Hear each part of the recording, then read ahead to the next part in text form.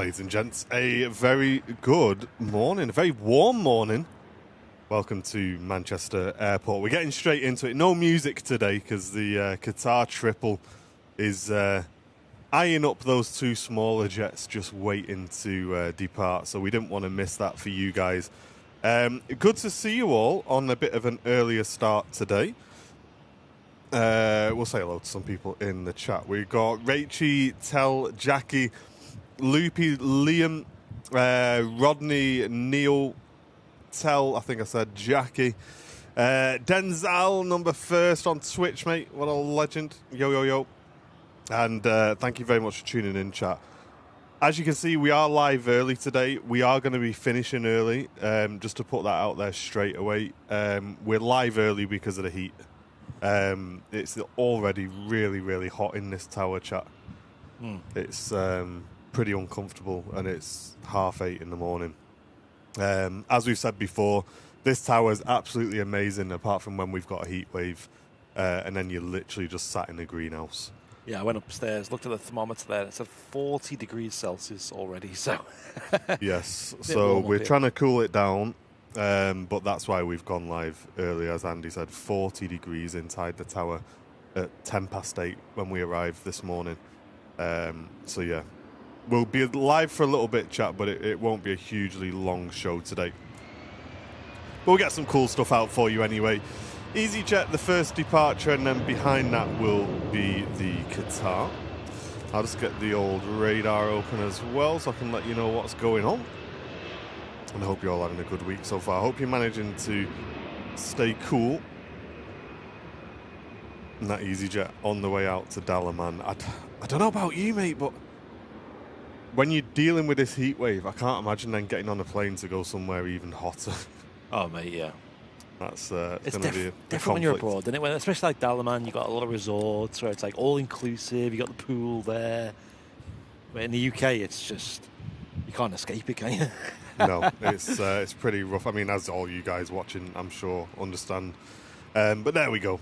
It is how it is. AM, good to see you. Barry, good to see you, saying keep yourselves hydrated. Yeah, we went for an iced coffee this morning. Me and Andy, when we arrive, we usually grab a cappuccino. We usually go for the old cappuccino, don't we? But yeah, we went for an iced coffee this morning. They're quite nice from the RVP. And then obviously a big bottle of water. I don't think that's going to stay cold for very long, but no, we'll enjoy it.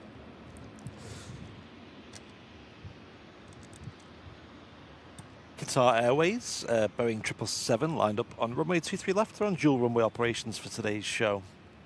So we'll be mostly focusing on the arrivals, but of course you can't ignore the 777. Wolf, good to see you. Great to have you with us this morning, mate. How are you doing? Welcome. Costa del Ringway, I know. Yeah. It's glorious. It would be nice if we had like a pool, if we had some aircon, you know, but here in the UK we don't really have them things. We'll get this triple out.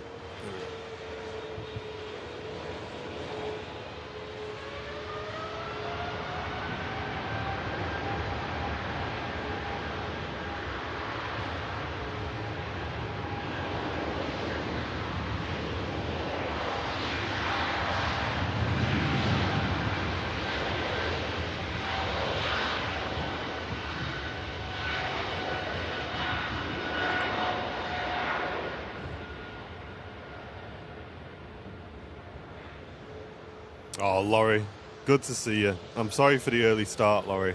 It's 2:30 in the morning. Oh, gosh. Where Laurie is. Hope you're doing well. Is it a bit cooler at that time in the morning?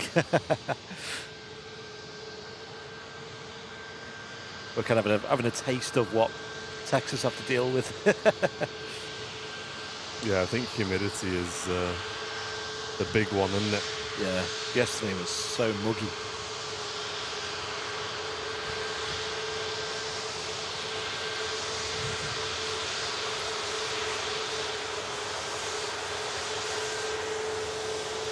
Ryanair just arrived in from Faro. Hey, Wadders. Yeah, we're early today, mate, just to get a couple of hours in before it gets too hot, dude. I was just saying to the stream that it was 40 degrees in the tower when we arrived this morning. So it gets very uncomfortable here, mate. So Yeah. we'll be finishing a bit early today, chat, just to make you all aware. We do have a busy weekend ahead, so we don't want to be getting any of that heat stroke stuff. No, definitely not. It's going to be a pretty hot one in the Concorde hangar as well, I think. Yeah. It might be worth packing a couple of fans. Nice and busy here at Manchester Airport. Looking on flight radar, loads of movements at the moment. I can see a TUI Dreamliner on the way out as well. Like I said, we'll be focusing most on the arrivals, where it's a little bit quieter on the inbounds at the moment. That's not to worry. It will pick up. Did you watch the England game last night? Oh, mate, I wish I hadn't. Yeah. I wish I hadn't. I was debating because I was like, it's going to take me ages to get to sleep anyway. Yeah. I was like, do I wait up for it? And I watched the first half. I thought, it's got to get better than this. Yeah. And it just didn't. And I know it's probably not really England's fault massively. Yeah. It's if you just put your team into a low block like that. Yeah, that's it. You just can't do anything. And I just think, imagine if you was a Ghana supporter and you just see 10 men behind the ball all the time. Yeah, they were playing for the draw, weren't they? It's just like, I don't know. Maybe that's what they need to do, but I'm glad I'm not a Ghana supporter. You know your team's not going to get anywhere because you're just like, oh, just let me just defend the whole game. I just hope boring. for the best. Yeah. It was a really boring game, but I mean, I don't know enough about football really, but some of the commentators were saying that they could have done a bit better to break through it, but I don't know, man. If you got 10 guys behind the ball, every time we got close to the goal, there was like 3 guys just flying into. Yeah. There's nothing you can do, and it's just And England boring football. That. I know. And England did have chances, so I think on another day they would have won that. But yeah, Harry Kane missed an absolute sitter, didn't he? yeah, that was the one, and then we had that header as well at the crossbar, and yeah, they had a couple of chances, but yeah, it wasn't for me. I was saying it's almost like they need to give Ghana the ball more, like because England had the ball so much. It was only really when Ghana had it that they could actually counter-attack and make something. Well, that's what I mean, and I was kind of hoping Ghana would away. like kind of start attacking at some point, and that would leave some space open. But yeah, they, like you say, they were playing for the draw, weren't they? Yeah. Jet 2 on the roll out to Verona. Yeah, Brazil tonight, but it's late, isn't it, Jackie? They're playing against Scotland. Oh, mate. I watched a Brazil game highlights the other day, and wow, man. I remember when we all used to play FIFA. Yeah. Everyone used to just pick Brazil. Brazil, yeah. And I was like, wow, they must have fell off by now. They have not fell off one bit. Yeah, still a great country. Paul, I saw a message from you earlier on, mate. Good to see you. You're in the Isle of Man at the minute. Oh, really? Sorry, mate. Sorry, I've just scrolled up and seen your message saying goodbye to Paul's mum. Really sorry to hear that, mate. Really, really sorry, dude. Yeah. Oh, I was hoping to read out a nice message from you then, mate. But yeah, all the best, of course, to everybody. And absolutely. yeah, it's pretty bad news, dude. Yeah, sorry to hear. Brian, thank you very much for the 53 months. I did press your bing bong button, mate, but I've not turned it up. Here we go. Thank you very much. Cheers, Brian. Thank you for that. Farias, good morning. Trying to get the welding done before it gets melty. Matt, seriously, mate, can you think twice about Friday, dude? Because I don't know if you've looked at the weather, but it's pretty gnarly, mate. Honestly, I just want to say in front of everyone, because we say this to Matt privately and he doesn't listen. We do not expect you to stream on Friday, Matt. Like, if it's this mental hot, like, just give it a miss. Have a chill. Because Matt's also opting to help out on Saturday and also Sunday as well. So, yeah. What a guy.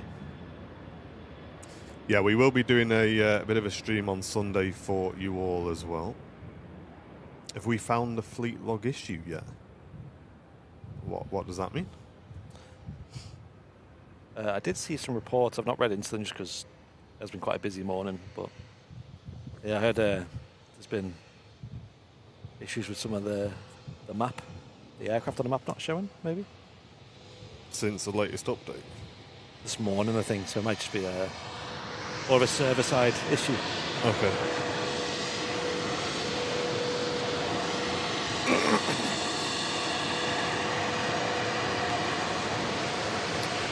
Fleet log's down. Oh, right, okay, hold on.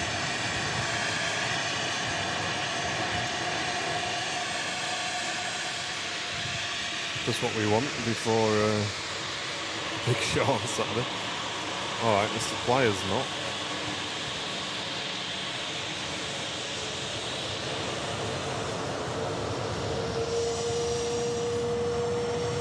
Oh, Rich is typing to me already. There you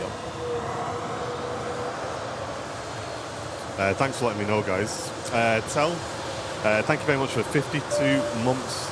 We will, yeah, we will, mate. We'll look after ourselves.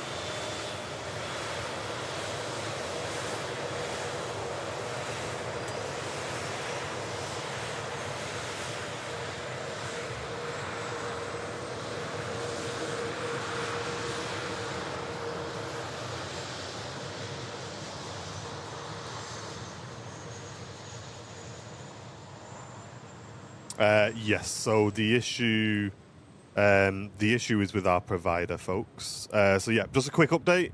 The issue is with our provider. We're aware of the issue. Rich knows how to fix the issue. We've got in touch with their development team, and we're just waiting for him to come back to us. And it should be a simple fix, guys. So just bear with us this morning. We'll be working to get that back up for you as soon as we can.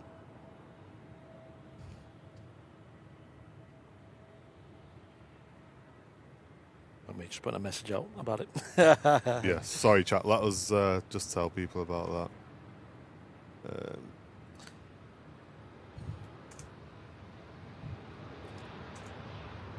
Are you posting in the Discord or? No, just okay, socials. I'll do it. Chat, bear with me 2 minutes. We need to just post out about this. Obviously, we've got outside of Airliners Live, there are a lot of paying customers. So this is the first I've seen of this because I haven't checked our Discord this morning, to be honest. No worries. This Scandinavian coming in from Stockholm. It's an Airbus A320 Neo. Hope everyone's tolerating the heat well. I know we get a lot of viewers outside of the UK. Here in the UK, we have a proper heat wave at the moment. And you might look at the temperatures and think it's not that bad. You know, you compare it to places like Europe or, you know, the United States, and it doesn't seem that bad. But here in the UK, we really aren't ready for heat like this. We're not prepared in the sense that here in the UK, we're all about trying to preserve heat and keep our houses warm. You know, we don't have air conditioning. We have lots of insulation in our houses, brick homes, double or triple glazed windows that, you know, often don't open very much, you know, and as a result, in these heat waves, the homes just become so hot. Like, it's common for inside the house to be a lot warmer than outside. So if it's like 35 degrees Celsius outside, you're talking like pushing 40 inside the home, and of course that's just daft. That's over 100 degrees Fahrenheit. And especially for those who are more vulnerable, you know, like, you know, young men like us, I say, you know, it's not so bad. But when you've got, like, you know, elderly or people, you know, who are struggling with health conditions and whatnot, it is a bit worrisome. So yeah, it is important to stay hydrated and, you know, check in with people as well, make sure they're doing all right. Yeah, so it is a struggle, and I think you've just got to be a bit proactive as well and make sure you've got extra water in, you know, that's cold, and make sure you're not pushing yourself too hard, because I think it was last year that I think Martin got pretty bad heat stroke. Yeah. And it proper, like, you were out of the game. Like 3 days. It took me to get sorted. Yeah, and it's not like you just felt a bit dizzy, was it? It was like actual... No, I was shivering. Like, I got home and I was just non-stop just shivering, feeling sick. Like, it was rough as, mate. Yeah. Proper bad headache. So it's definitely not worth that risk. I'm just going to mute you a sec. I need to ask you something. Hold on. Stand by, worries. chat. Sorry about this, chat. Just bear with us.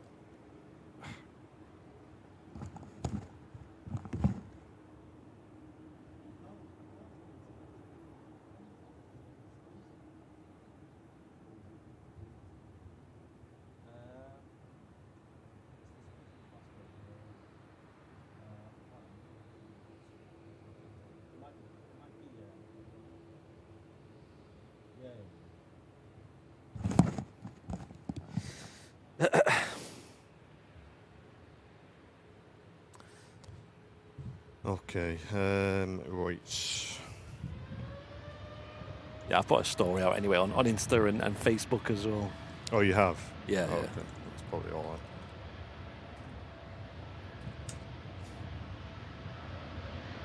Just if you could, oh, you've already done it on Discord. Yeah, that should be fine. I'll just post on my phone. Sometimes it's just easier to just do it the old-fashioned way, isn't it? That's it. 2E Dreamliner rolling down runway 23 left. That's heading off to Palma de Mallorca.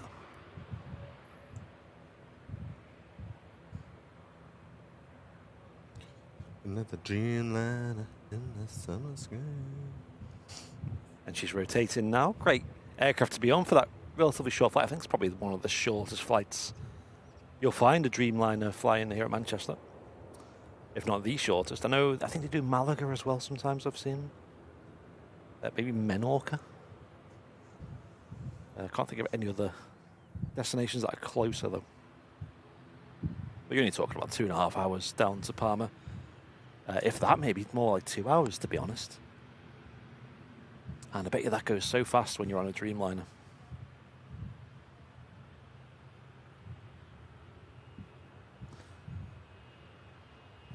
Thank you, JP.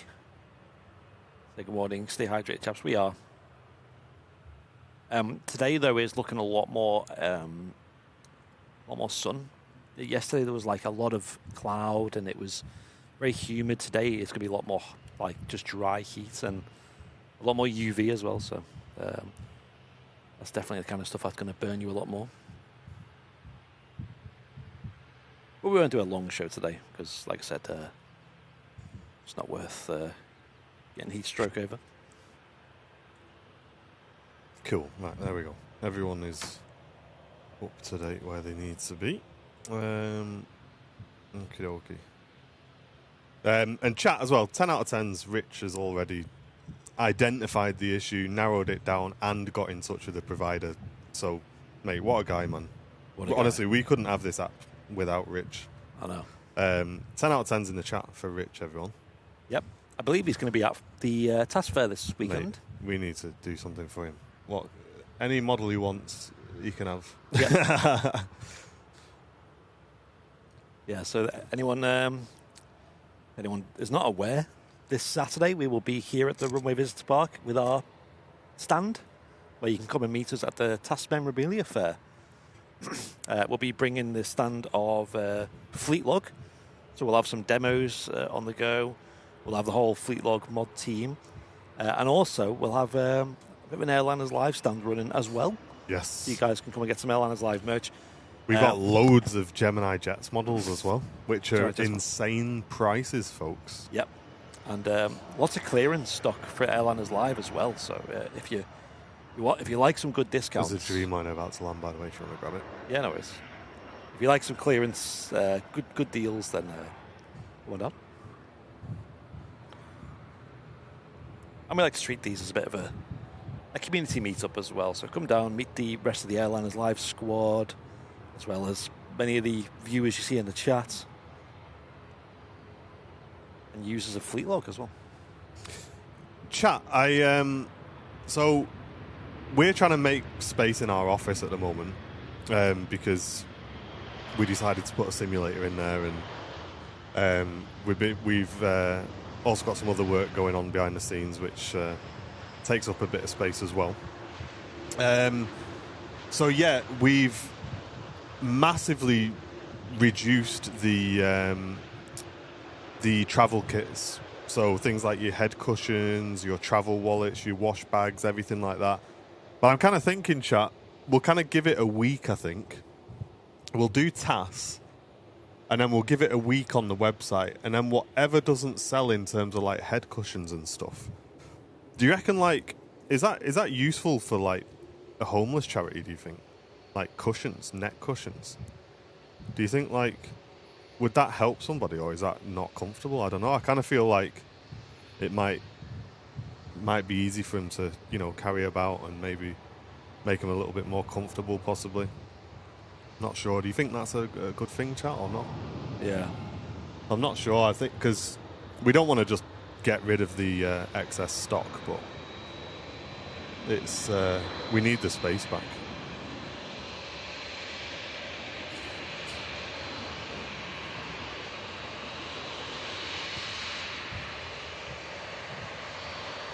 Taxiing in the TUI Dreamliner that's just landed in from Cancun in Mexico.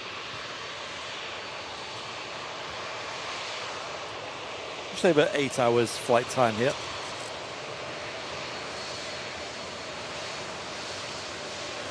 Hey, Thomas, tuning in from San Diego. Welcome in, mate. Well, Witchy Poo as well. Hello.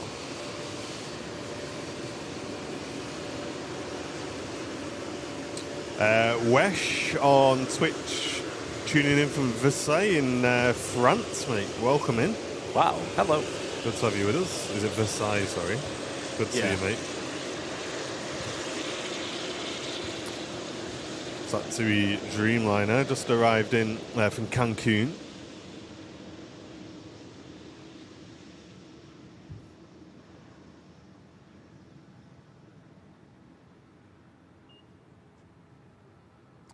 Pretty quick taxi there as well on the Dreamliner. Yeah, that might not be a bad idea, actually, Witchy. Yeah, send some to Flyer for when they do their charity flights and stuff. That's a good shout, actually, mate. That's a really good shout. Coming in from Dublin, the next arrival. ATR 72 with Aer Lingus.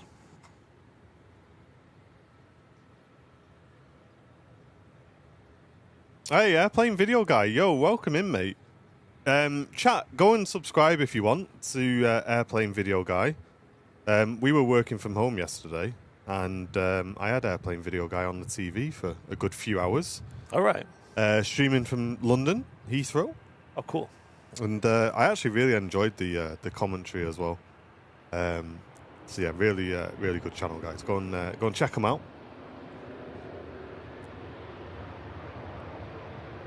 Feel free to post your channel link in the chat, mate, if you want.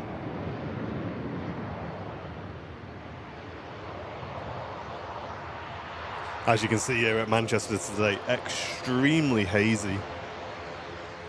It's that weird viz when it gets quite hot.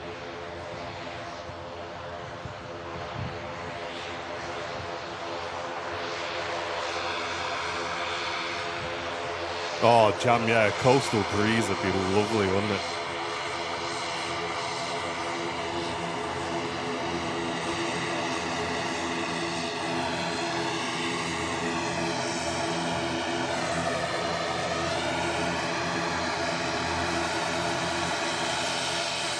Yeah, take it easy, Paul. I know down in London it could be pushing 41 degrees. It's pretty mental temperatures, that. So if you are down that neck of the woods, stay safe, everyone. Stay indoors, get the windows shut, get the fans on, you know what I mean? A350 from Singapore, next to land, 13 hours 24 minutes on the way to us.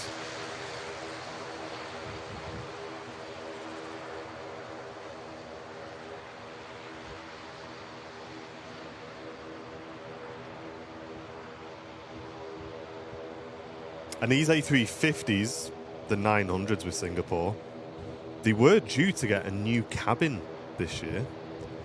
They were looking at updating all of the cabins, but due to some supply issues, that's been pushed back to the beginning of next year, unfortunately. It does look quite fancy.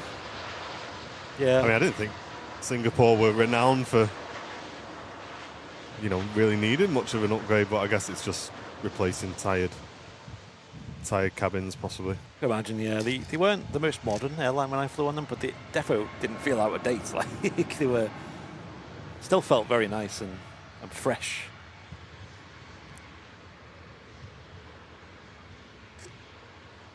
Well, alongside Singapore, they're not the only ones just doing up the cabins at the minute.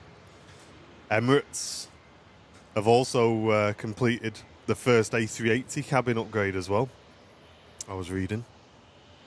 And they're looking to do that upgrade across all of the 2-class A380s. So what they're doing is they're putting premium economy, some of the premium economy up onto the top deck as well. So that's going to take place.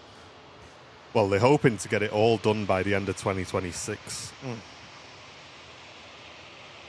But the new cabin on the Emirates 380s, man, that just looks so fancy. Looks really, really good.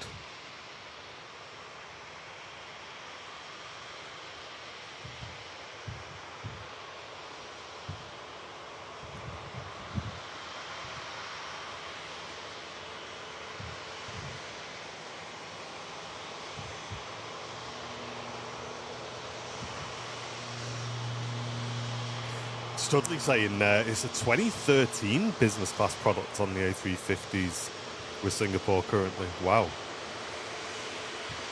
Doesn't feel that dated though. It's strange.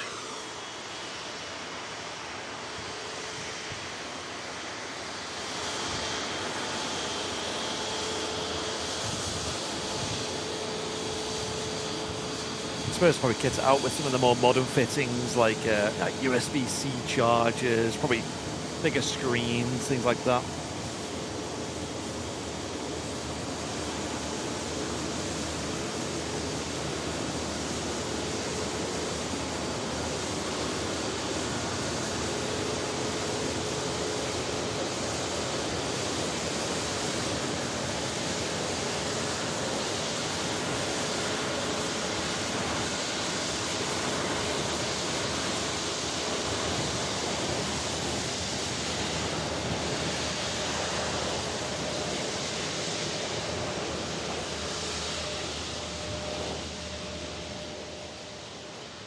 Lovely sounding 350 as well. Yeah, I think that's it, Studley, isn't it? The service is excellent on Singapore from what I've heard. Yeah.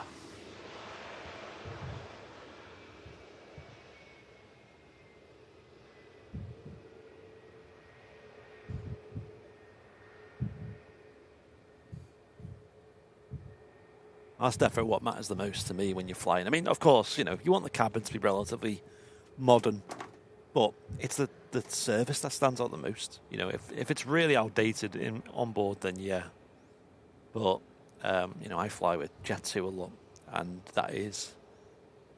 Used to be because of the airframes, back when they had the 757s.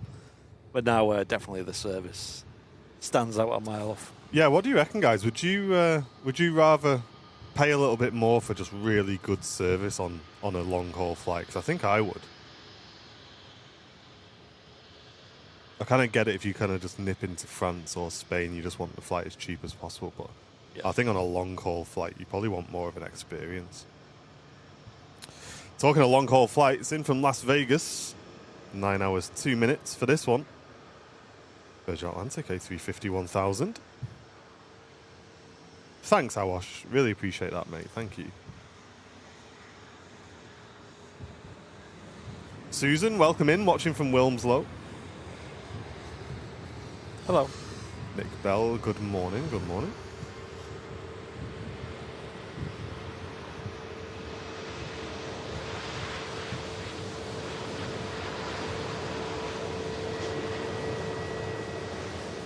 And the EasyJet. From right to left, in from Belfast. There's a TUI on the southern runway, heads out to Salzburg. We were looking at planning our Antarctica flight, weren't we, in the for the Simulate channel, and we just ran a quick Simbrief flight plan just to check something. -40 it is there at the moment. Yeah. What a massive difference. Mental. Yeah, one of the issues with that flight is this time of year you can't do the flight because it's just 24/7 darkness over there, and of course the airports over there aren't exactly kitted for night arrivals. No.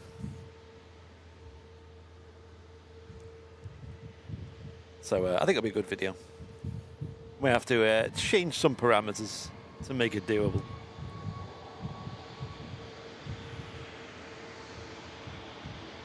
Another A350 with Virgin Atlantic on short final. Yeah, this one in from Orlando. Back to back. 7 hours, 15 minutes for this one. How cool.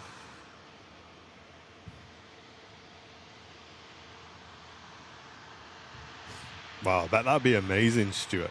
Business class with Emirates. What an experience that'd be. Yeah, I'm not sure, Paul. I've not managed to check out many of Jerry's streams recently. But I really hope he's doing well, mate. Yeah, we watched one. Was it last week? Week before. Oh, that's right. Yeah, we had it on in the office for a bit, didn't we? Yeah, and he seemed like a million times better. Yeah. Well on the path to recovery.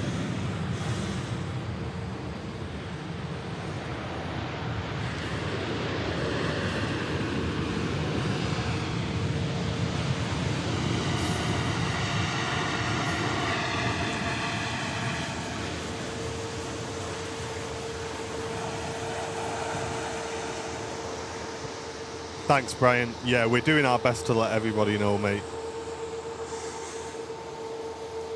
We're working on it. We're aware of what needs to be done to fix it, but we're just waiting for that to take place. So,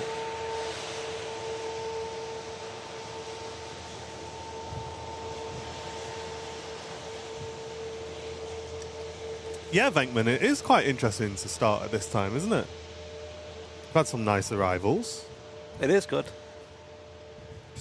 Thing is, chat, I mean, I'd quite like every now and again to just mix up the Wednesdays and just do an evening or do a morning or something like that, but I'm always nervous about whether it will affect the viewership too much, because one of the main things with Airliners Live is we've always streamed at a very consistent time schedule.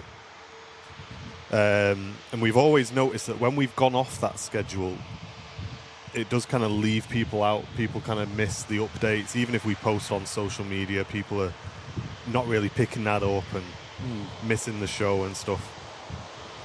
But no, you're right. It is nice to do something a bit different, mate. Absolutely. Malky, thank you very much for the gifted membership. Really appreciate you, mate. Thanks, Malk. Beautiful Virgin Atlantic A350 coming in from Orlando.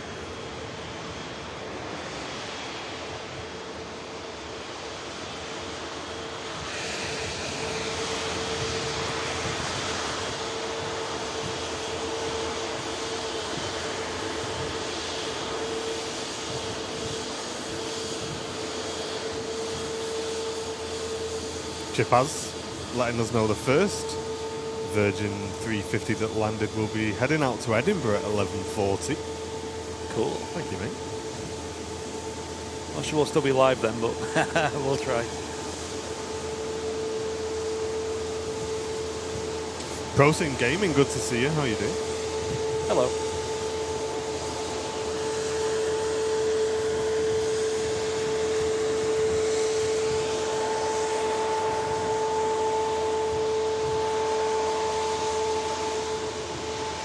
Lovely howl from the Rolls-Royce Trent XWB engines.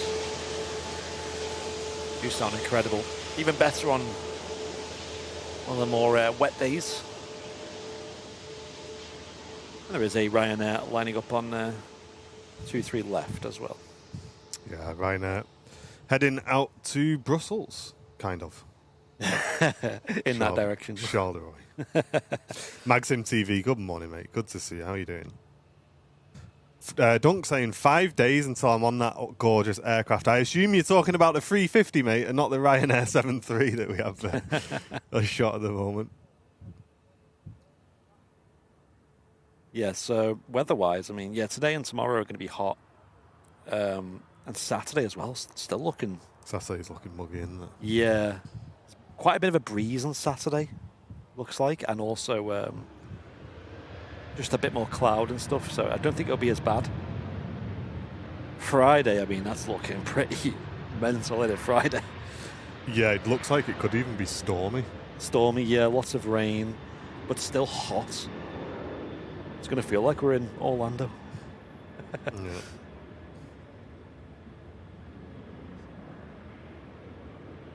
Mate, did you see the videos online of the storm in London? I did. Oh my days! I see people complaining about it, like, oh, how dare they wake me up? Like, mate, that's the best way to be woken up. I'd love to be woken up to watch that. I know. That was mega. I really love a good storm. Yeah, same. We've not had...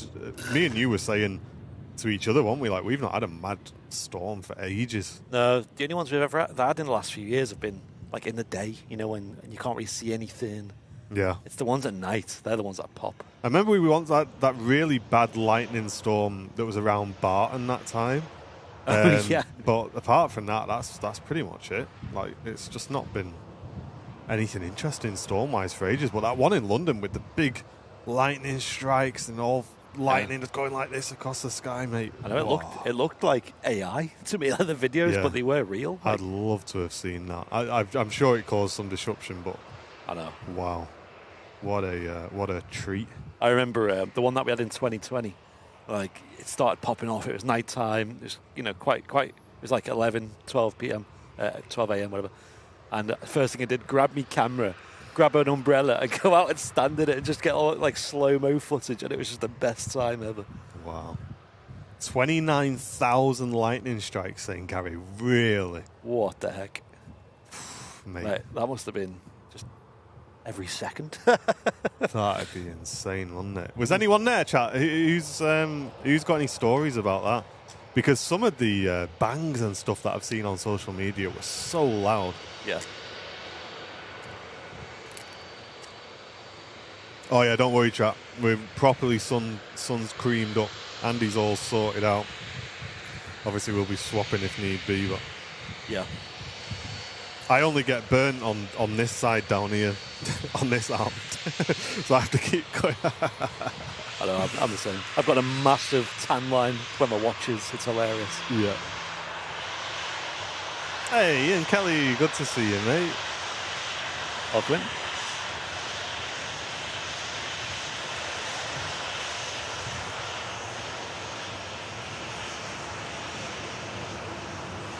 Ryanair 737 just taxiing in here at Manchester Airport.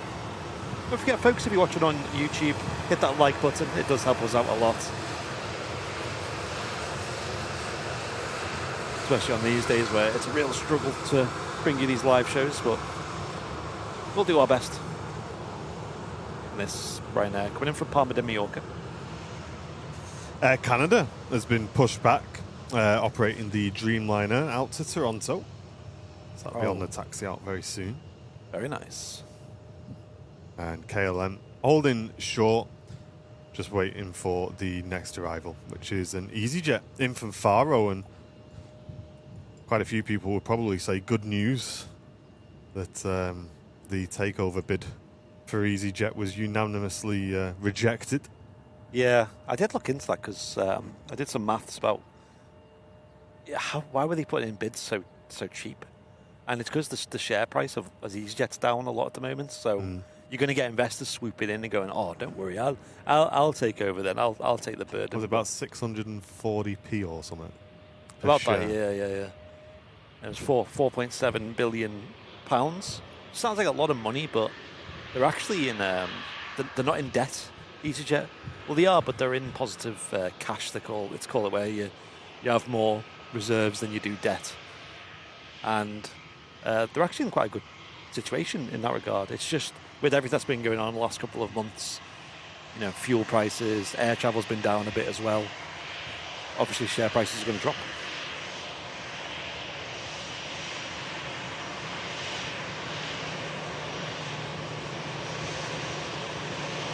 But yeah, we do have rules in Europe where European airlines, the majority of the owner needs to be in Europe.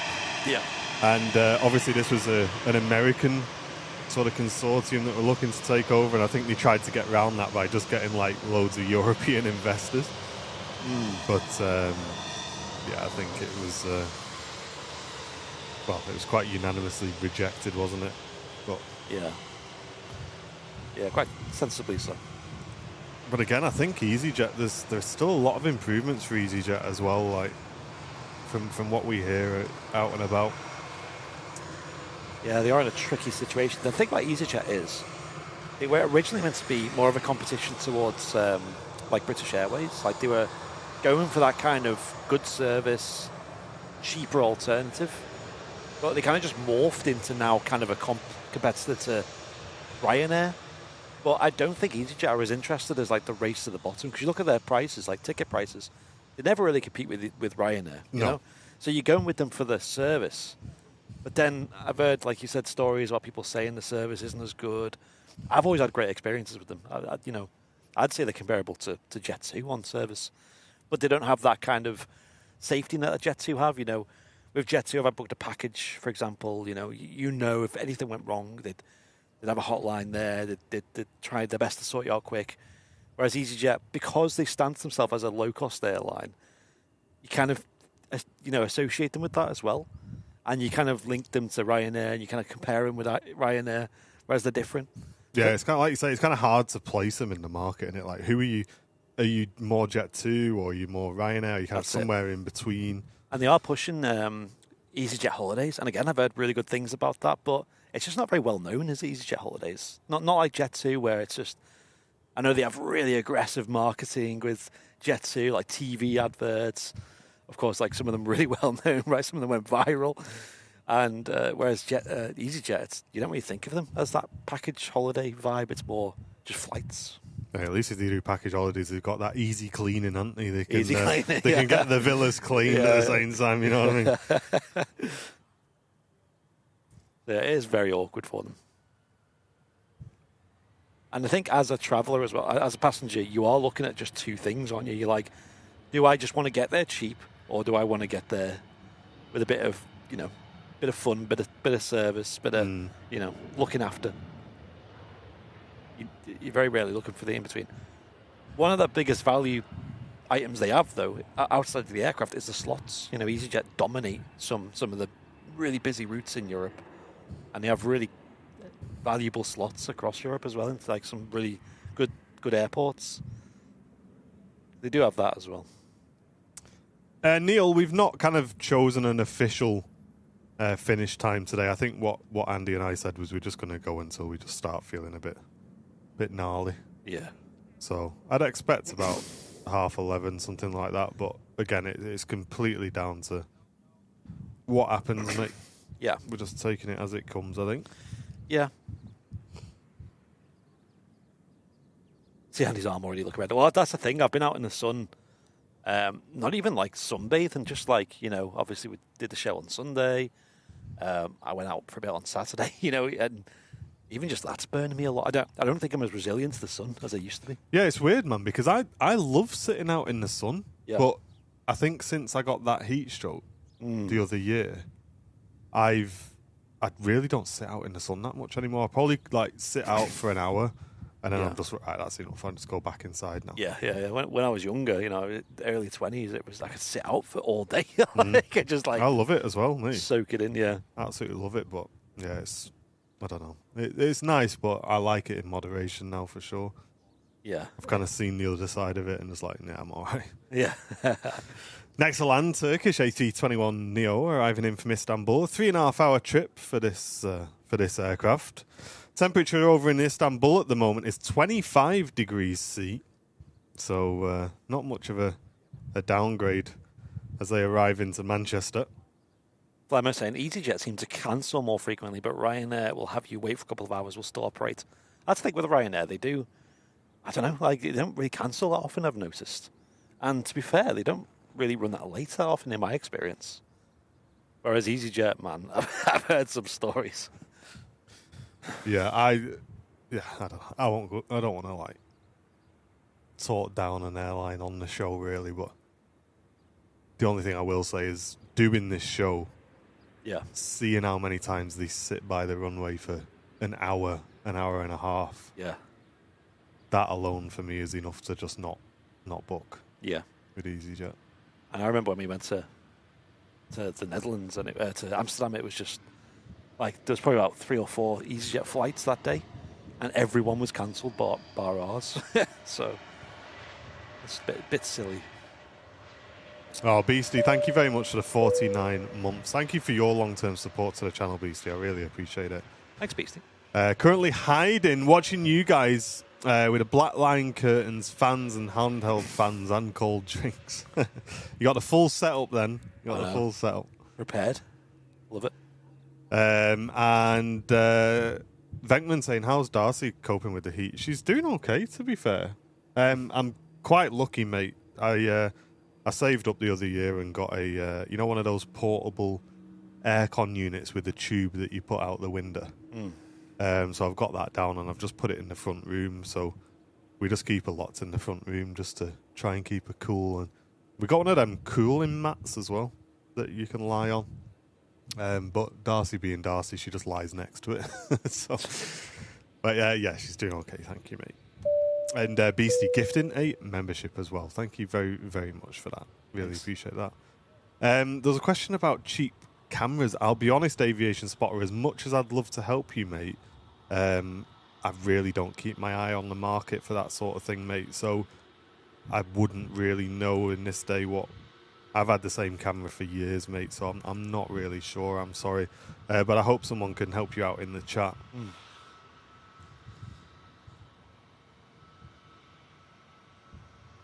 I'd say if you got a budget about 300 quid, I'd be probably looking at a bridge camera or something like that, really.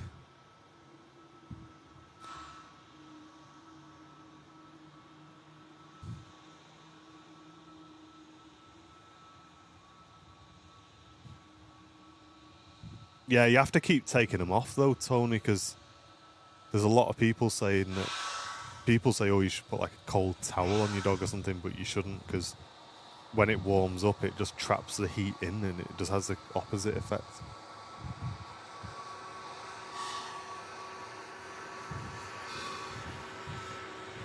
Air Canada Dreamliner, taxiing out to 23 left, heading back home to Toronto.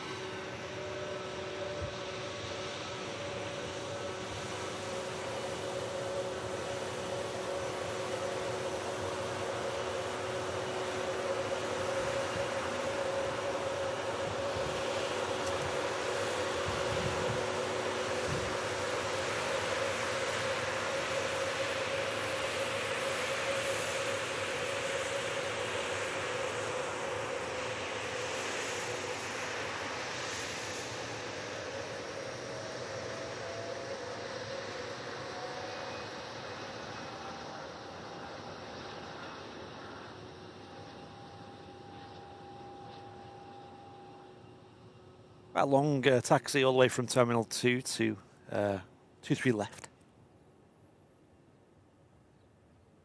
Take a good few minutes, especially if you have to wait a bit to cross the runway as well. You have to cross runway 23 right to get over there.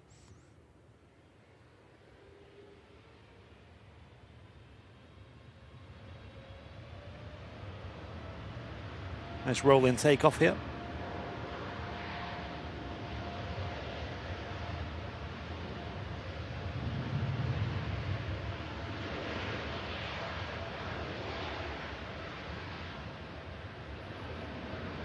Off she goes.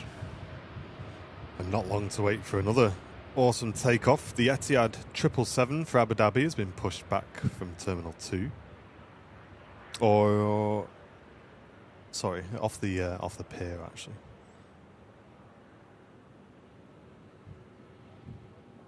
Completely blue skies today above. So surreal seeing this. Asalmi, welcome in, watching from Saudi Arabia. Absolutely awesome to have you with us, mate. Wow. Good morning from the UK. Next to land, Finnair, in from Helsinki. What's the temperature in Helsinki? What we're saying? 15 degrees C. There we go, chat. That's a nice temperature. So people from Helsinki are coming to the UK for the summer holiday by the looks of it. Where's the all-inclusive?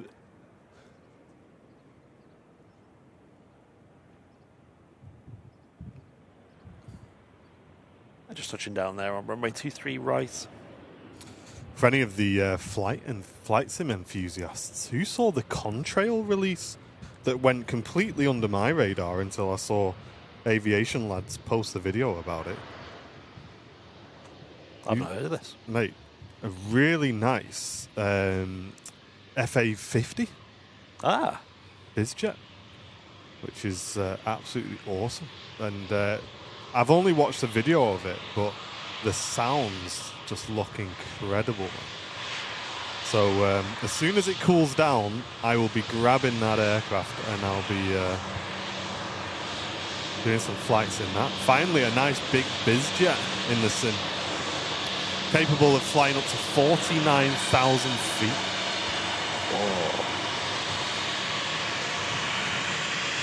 Really nice to have a Falcon in the sim.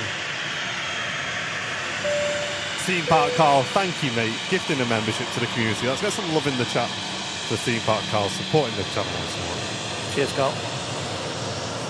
I'm very excited to fly it, Brian. I've been saying for a while, mate, I really want a big bizjet in the sim. So that just ticks all my boxes, mate. So yeah, I'll be grabbing that, I think. Just too hot to do it at the minute. I might have to ask Mrs. Airliners Live if I can bring the PC downstairs so I can do a bit of flying. I'm sick of the sight of the lounge though. I don't know if any of you guys are the same. You kind of have one room in the house, you know, where it's like cooler, and ours is the lounge. Yeah, I'm sick of the sight of the lounge, man. I just want to, because we usually walk the dog like 3 times a day. I'm upstairs on my PC or pottering about in the garage or whatever, and it's too hot, man. You're stuck in the lounge. Yeah, we have a south-facing garden, which is great most of the year, but obviously we have these double doors that go out, and the kitchen that goes out onto it is just like a sauna. So we've got doors going out to the back, and we got these curtains. We just draw the curtains. We're like proper gremlins at the minute. It's a good idea. All the blinds shut, all the curtains shut. Yeah. I kind of want to get some. We've got the back bedroom, which is where our office is, and that is sweltering hot because that's south facing. And do you reckon, chat, are white blinds the best to get for that? Do you think? Because the curtains, they just radiate heat. They're just not good at keeping the heat out at all. So I'm thinking maybe white blinds might be the shout for that. But I'm a bit. It's my first house, so I'm a bit kind of. What's the word? I don't have much experience in the old keeping heat out. Like our office, this isn't it? Yeah, our office is rough. But it's not even good in the office. We're not going in days. here. No, me and Andy said on Monday, should we just work from home this week because our office has got like a tin roof on it. I'm sure it's not tin, but you know what I mean. And south facing as well. And it's south facing with windows the whole way along, so it's just like 40 odd degrees when you get in the morning. Yeah. But it's not too bad. At least we're kind of having a somewhat break, aren't we, before Task Fair, which is nice. I'm really looking forward to Task Fair this year. Yeah. I think it's going to be really good fun. We've got a really good sort of diverse range of what we're going to be selling. Yeah. Like I say, we've got loads of Gemini Jets models, and we're doing them rock bottom prices for you guys so that you can get some really nice models. So make sure you come and check our stand out if you're looking for some models, guys. We've got loads of Airliners Live merch, which again is just discounted as much as we can discount it just to try and make some space in the office. So if you've been waiting for a bargain on some Airliners Live merch, this Task Fair is the one to come and get that. We've got T-shirts. They're all just 12 quid. Just find your size and you've got a half-price T-shirt. Travel kits are just rock-bottom prices. As I say, models, nice and cheap. And we're doing big discounts on Fleet Log as well, so it's going to be a good vibe, I think. We've got the whole team coming, so it's going to be nice to see everybody chill out, hang out. So yeah, it's going to be a good weekend, hopefully. Just about to taxi around the corner, the Air Baltic, followed by the Jet2 and Etihad. Air Baltic in a touch of trouble at the minute, I think. Reporting over a 70 million euro net loss for Q1 of this year, which is absolutely insane, like unfathomable amount of money. Mainly, obviously, affected by the war in Iran and airspace closures and fuel prices as well. So, yeah, it's a pretty rough start to the year for Air Baltic. But good news for those guys, though. All of their 220s are now back in service following the engine updates from Pratt & Whitney. Oh, that's good. It's a proper faff they had to deal with there. Yeah, it was. It's a bit of a nightmare, but hopefully they do seem to be coming out the other side of it. Obviously, it's been about 10 years now since those engines started to be delivered, and as you guys all know, it's been no end of trouble. But the new 1500Gs that are being delivered now are expected to have double the amount of span in terms of life on wings before they need servicing than the original ones that were delivered. So Pratt & Whitney have really done a lot of work behind the scenes to upgrade those engines to expand the service time between services. As I say, they've reported that they're actually able to double the amount of time on wings for those engines before they need servicing, because that's been one of the main issues with the whole 220 fleet. We've seen Swiss have similar problems as well. Those engines had to be serviced a lot more than was initially sort of expected, which caused all of the service centres that were doing it to get clogged up with engines, and then they struggled to get spare parts, and it just ended up getting to the point where airlines were just having to ground them.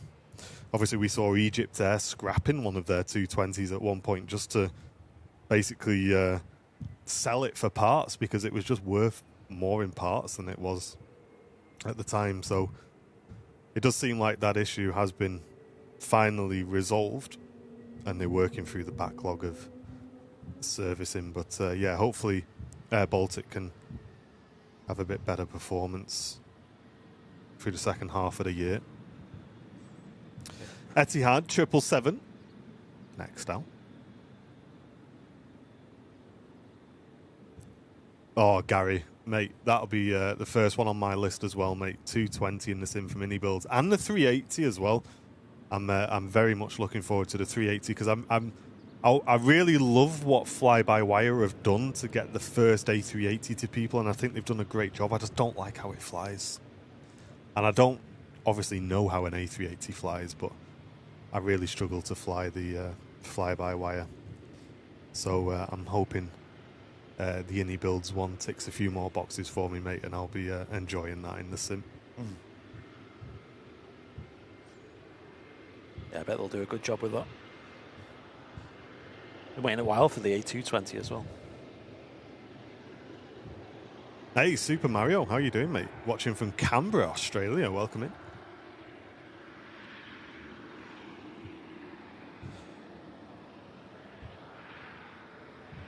Yeah, not just us, Neil. There's loads of other great stands at TAS, mate. You can go and have a look around. Yeah, it's a really good event. TUI Dreamliner also being pushed back for Paphos. Another nice departure coming up.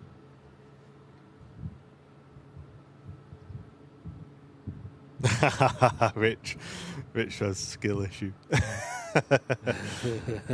It probably is, but I don't know. I find like when I'm coming in on final, I find it kind of, you give it a bit of an input and it just keeps going, and then you have to bring it back, and I find you just going like left and right and left and right. I can't fly it, man. I don't know what it is, but it probably is a skill issue, you're right. But hopefully Guinea Bills have made it a bit easier for me, mate. But I will say, granted, I haven't flown it in a good few months, so take what I say with a pinch of salt. Yeah, I think I've tried it once or twice. The A320 Neo that Fly-by-Wire did is incredible now. It's so good.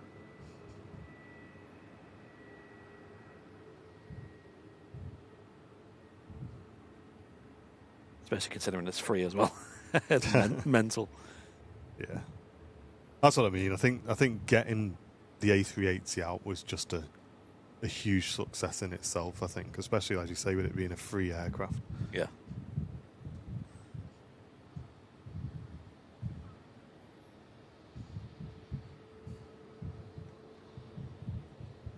Hey, Tom and Ann, thank you very much. Gifting a membership gone to Bizza. Thank you very much, Tom and Ann. Really appreciate that. Thank you. Welcome, Bizza. What's with the early start, saying Jerry? The temperatures, mate. It was 40 degrees in the tower when we arrived at 8 o'clock this morning, so you can only imagine what it'd be by midday. So, yeah, we started a bit early today, mate. Make sure you keep an eye on our socials and our posts and stuff like that, folks, because we do post out and let you guys know if we're adjusting the schedule so that you can not miss too much of the show, hopefully. But it's been quite nice doing a different time. We've seen some nice departures, and I think it's been a good start to the show.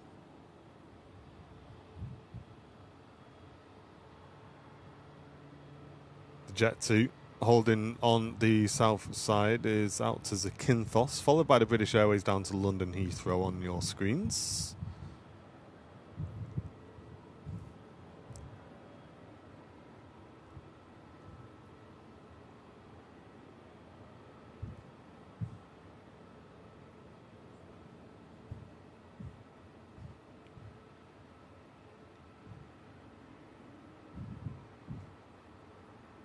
Our ice cream's on the agenda today, saying Dan.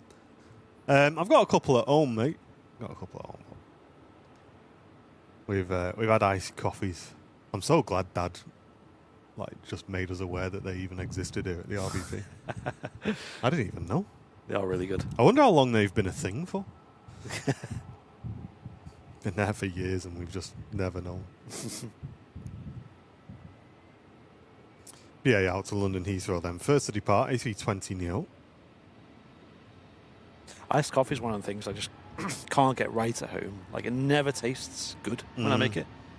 So I was watching how the guy made it in there, Andy. Okay. So he basically just put ice in the cup. Yeah. A splash of milk on the ice. Yeah. Then put the coffee through. So I guess we'd just do a pod. Pod, yeah. Put the coffee on. Yeah. And then just topped it up with milk. Okay. That's literally all he did. I have to give it a go when I go. So we'll give it a buzz and we'll try it. It's been a while. Gonna be hotter than Gandhi's flip-flops today. I know. That's funny, man. Yeah, stay hydrated. It's tomorrow, I think, isn't it, chatting? Tomorrow, it's supposed to be the kicker for us up north anyway. Tomorrow and Friday, I think, are supposed to be the hot days. Yeah. Well, hotter than today anyway. 777 out, here we go.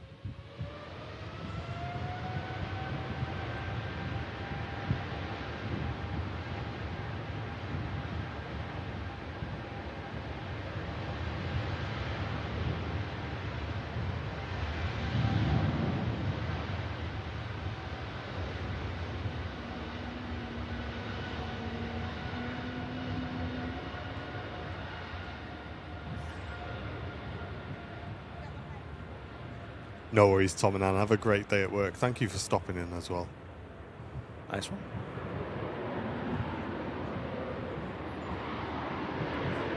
Wow, Witchy makes like a banana coffee. I bet that's nice, you know. Yeah, that sounds good. I bet that's really nice. Oh, and how'd you make that then? Yeah, get the recipe and rate my scran.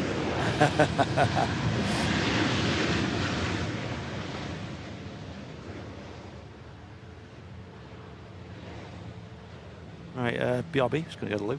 Okie dokie. Stand by. Hey, Akimi, how you doing, mate? Welcome in. Good to see you. Couple of Ryanairs out from Terminal 3, just about to cross over to 3 right. The first out to Rhodes and the second for Faro. You need a Greek-style frappe. Tell you what, we're getting posh now, aren't we, chat? I tell you now, I've been going on a bit of the old healthy thing. I've been having 2 spoons of Greek yogurt every morning. That's what it's all about, isn't it, chat? Bit of that. I even, much to my dad's surprise yesterday morning, went on my treadmill in the garage. And I did 3 kilometres. For my first run, I think 3 kilometres isn't that bad, is it? About 20 minutes it took me to do it.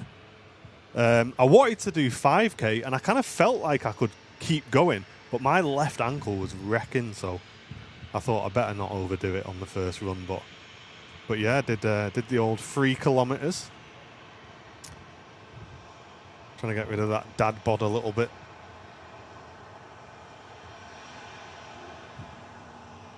Are they flying to Rhodes or Faro to cool down? I think so, mate. I think so.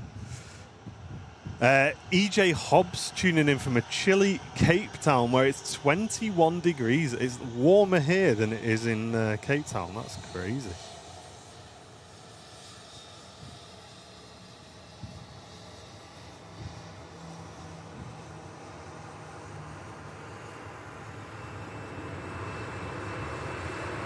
Lo-Fi Bright says, oh, I'm not having anything posh. I've just had a nice cold Pepsi Max. Nothing wrong with that. Don't they say, like, Coca-Cola is supposed to be quite good for hydrating you? I don't know what the science is behind that, but I have kind of read that a few times. 29 degrees, really? Yeah, Neil, it's going to be hot today, mate. Oh, it really was, Joanna. Don't get me started. Don't get me started on that.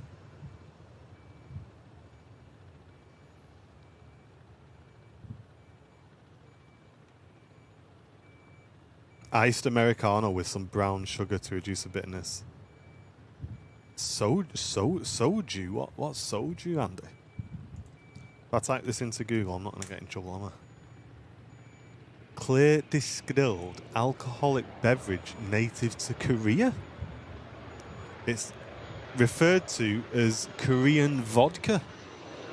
Tell you what, you can't come for a day of work on that, can you? 20% alcohol, that is. Originally made from rice, distilled from grains like barley or starch, like sweet potato, offering a crisp, neutral, and slightly sweet taste. There you go, chat. Learned something new today.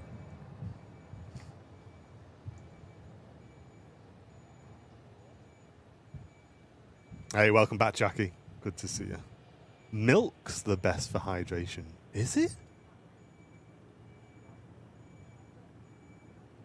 Mr. Moneybags with a Pepsi Max. You're on the roller cola. Mate, I tell you what, talking to cheapo colas, we go Aldi, me and Andy, for the office. We've got the Vive. Vive cans of Coke we've got. Not messing about. I think you get about 6 cans for 50p. And the good thing is it doubles up for like getting rust off things as well. It's mega.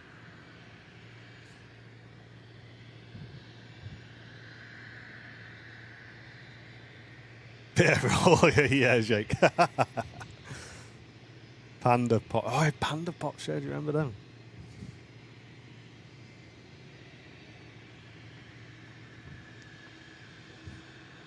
The aircraft, you can see on approach, Lufthansa in from Munich, an hour and 40 minutes flight time for that one. You can't get in Rate My Squad. I've never connected it. Ah.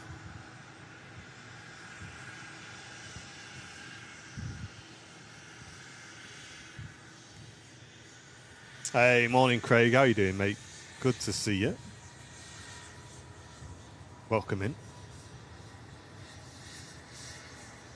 Apple teas. I've never had apple tea.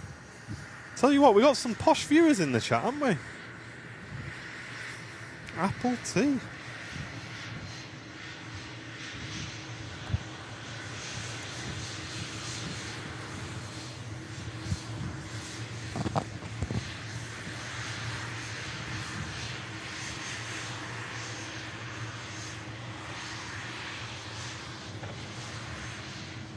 Splash of milk in a dog's water. I tell you what, I'm learning stuff today. I didn't know any of this.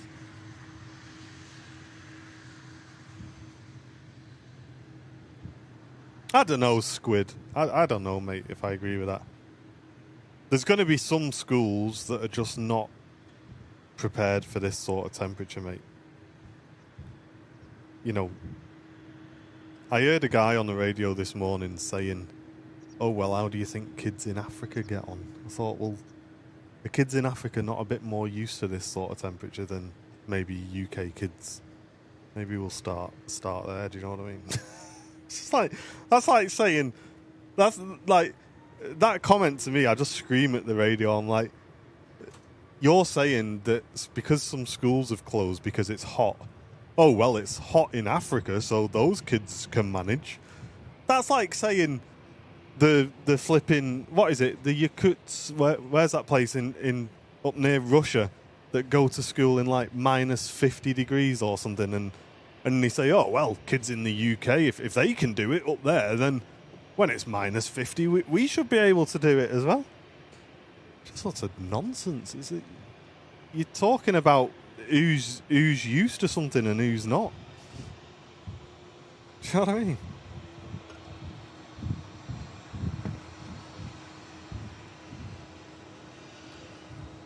I think it's probably why I don't listen to the radio too much, because I end up just shouting at it.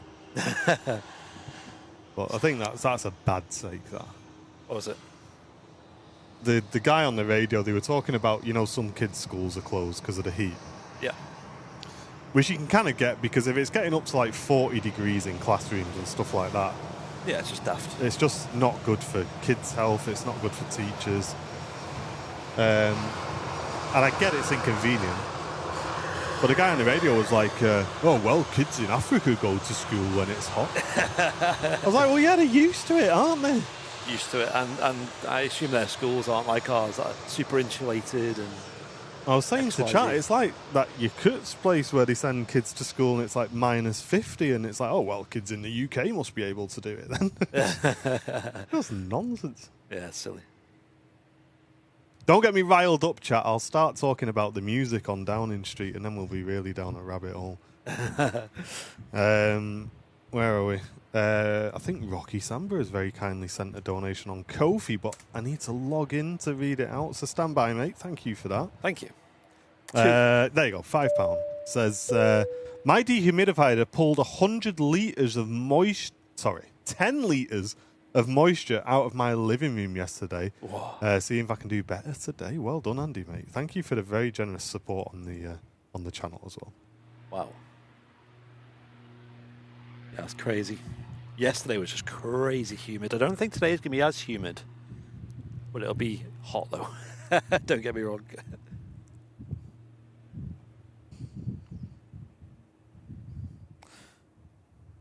Yeah, it's like my dad. He works for Royal Mail, and how they're in disputes this year round about should the posties have to post in this weather.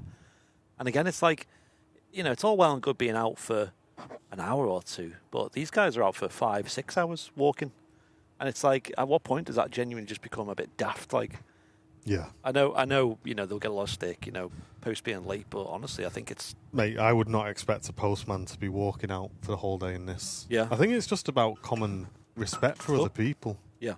Do you know what I mean? And I wouldn't want to be out delivering post in this. Yeah. And I get, obviously, I know there'll be some parents who their offices won't be letting them go home and this, that, the other, and they're having to sort out childcare. So I get it's inconvenient. Of course, yeah. But at the same time, you can't just have kids just passing out and it's all this nonsense. But it's been ages since we've had a Martin rant. I had a massive rant on the phone to my dad the other day. And he texted me this morning, "Are you going to talk about that on the show today?" I thought, it's probably best I don't. But... I don't know. If you want to hear it, I'll tell you. But for me, it's like me and Sam will often, like, after the kids have gone to bed, go sit outside, have a drink, and then that's when it all happens. All the rants and all the deep conversations. yeah.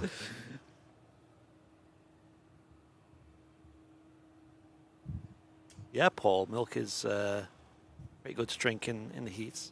I've heard... I've just learnt that, by the way, because I didn't know that. Yeah, a couple of other ones. Iceberg lettuce is something like 90% water as well. So you have lots of that. That helps. You give a bit of that to the dog. Oh, yeah.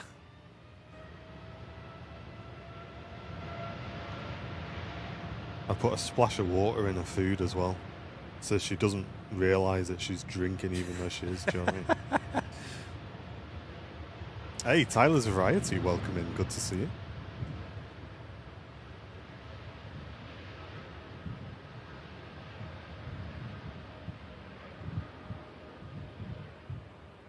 Yeah, very warm welcome, everyone.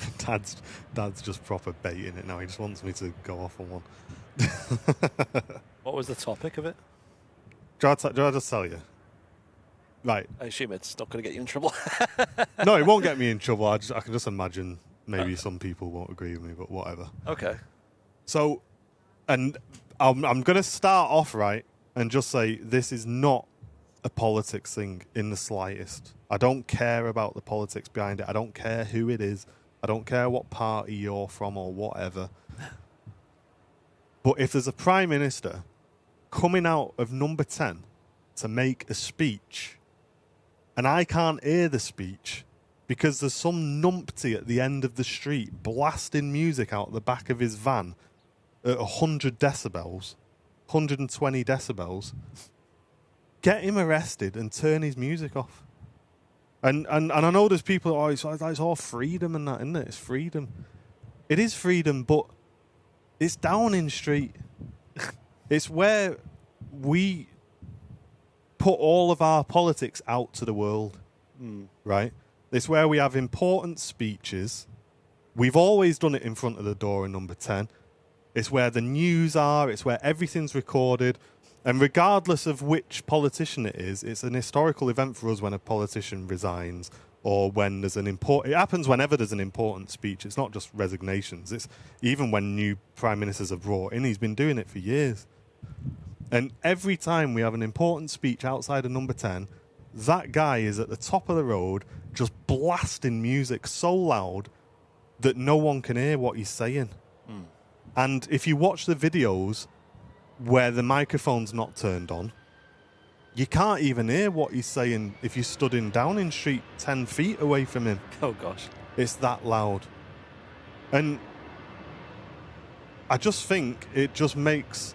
My main thing with it is, and as I say, it's nothing to do with politics, that news story and the speech and everything like that is shown all around the world, right?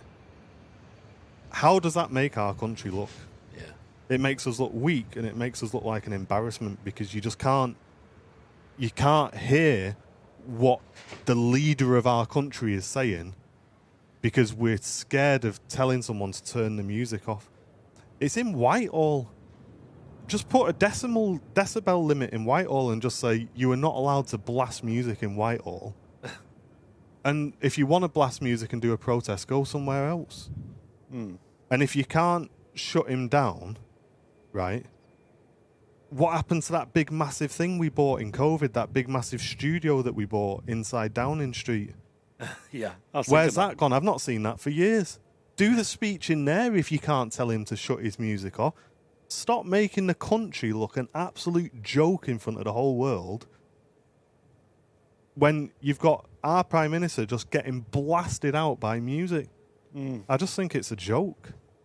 And like I say, I really think they just need to get a grip on it.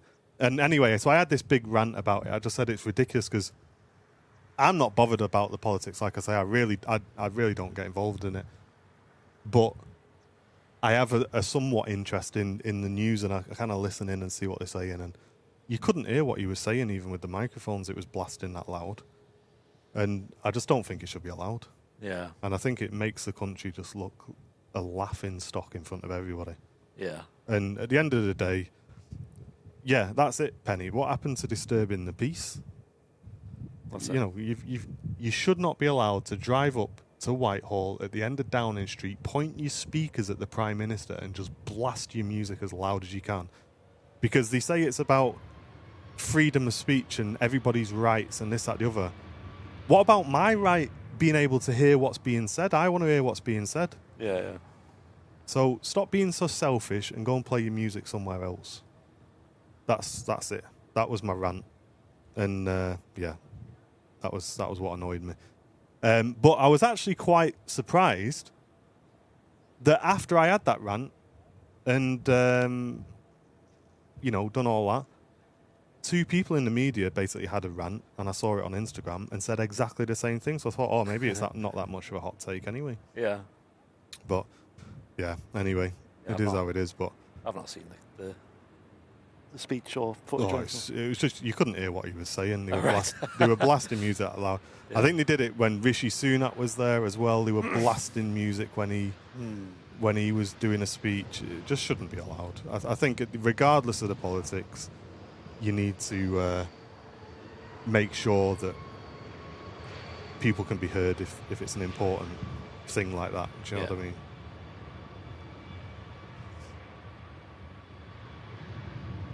Yeah, exactly. If I was blasting music like that in my back garden, I'm pretty sure the police would turn up pretty quickly, wouldn't they?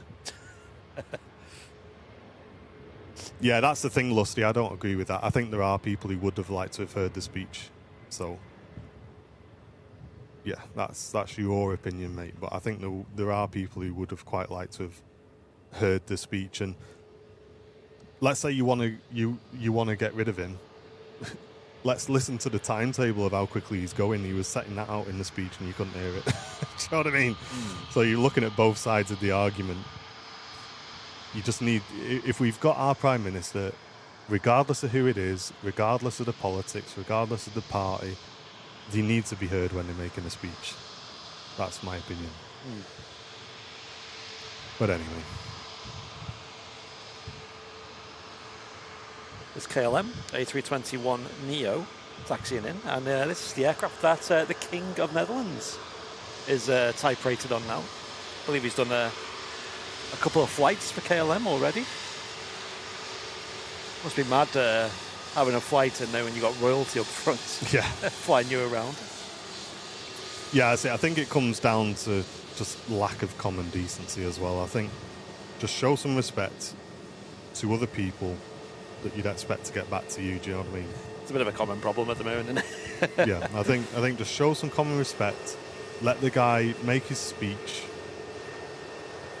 and leave. Do you know what I mean? I don't think trying to spoil it is the decent thing to do. I don't think.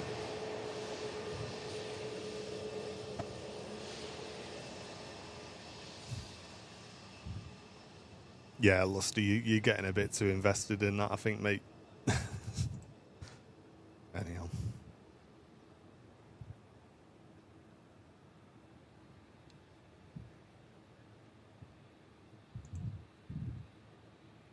Next to arrive, let's have a look. What's going on? Aegean. Nice. A320. Arriving in from Athens.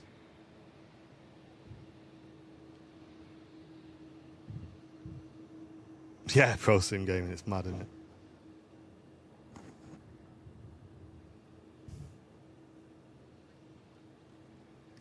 Yeah, as I said, Lusty, mate, I think you're getting too invested in the Starmer side of it. That guy has been blasting music in Downing Street for 10 years. So yeah, it's been going on longer than the guy you don't like. He's been doing it for 10 years, mate.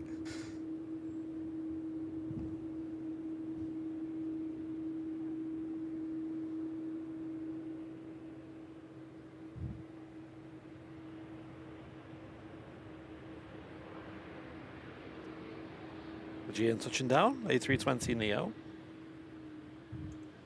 After 3.5 hours in the air.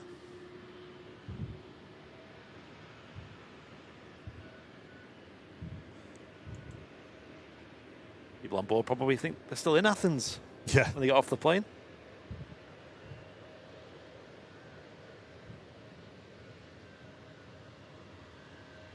At least there's no music blasting over the stream. Exactly.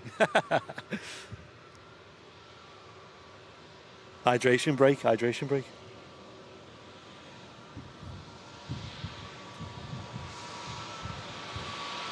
Emirates pinging up.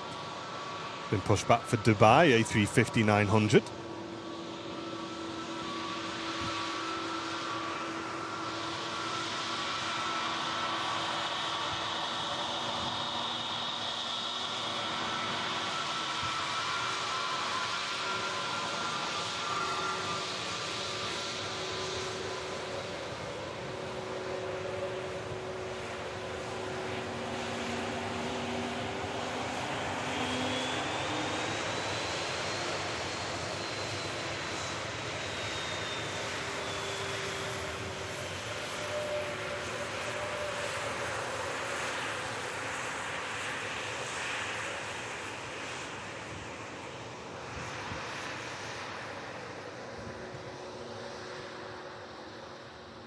That's the thing, Ace Airstream. The mics on that podium are very directional, but there's only so much they can do. If there's about 120 decibels of audio flying down, no directional mic is going to filter that out, unfortunately. Unless they went inside. Like you Unless said they there. went inside and used the multi-million-pound studio they bought in COVID, yeah. But that'd be too simple, wouldn't it? So the F1 livery on the Etihad is awesome. Yeah, it's good. That, isn't it? Nice. I think the Qatar have some good liveries as well. Yeah, F1 and also the is it the World Cup one as well. Look incredible. Morning, Dad. Hey, how you doing? You all right? Good to see you last night. He came over to watch the game. Oh, did he? Nice. Yeah. He did what you did and just watch the first half. Though. I'm not surprised. I would have gone home in the first half as well, Dave. It did pick up a bit on the second half, but it's that old adage, isn't it, where you get a bit frustrated, or you can tell the players are getting frustrated. Yeah. And they're all kind of just throwing themselves around. I went to bed at the second hydration break. Yeah. That's like seeing a bit. Yeah. Flying Walnut, good morning. Good to see you. How are you doing? Next one's on Saturday, isn't it? Saturday night. Yes. Next game against Panama. See how that is.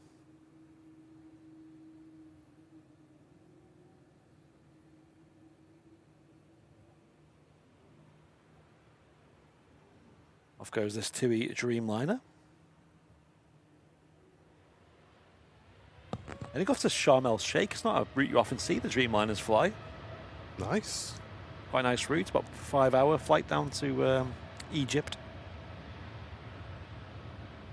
It's a bit of a, I don't know if it's always been popular, but it seems to be getting more popular, this Sharm and Hurghada destinations over in Egypt. I've never been, but people who go seem to say it's really nice. I bet it's good value as well. And again, 10 out of 10s. Rich has got Fleet Log back up by the looks of it. Wow, nice. We'll put a post out after the show, but it looks like Fleet Log is back up and running again. Mega. Thanks, Thank Rich. you, mate. Cheers for that. Yeah, Scotland play tonight. I think it's late, isn't it? Is it about midnight or something? I know when I was watching last night, it said coverage starts from 10. So does that mean kickoff is like 11 or 12 or something? Yeah, usually about an hour before, and they start all the TV stuff.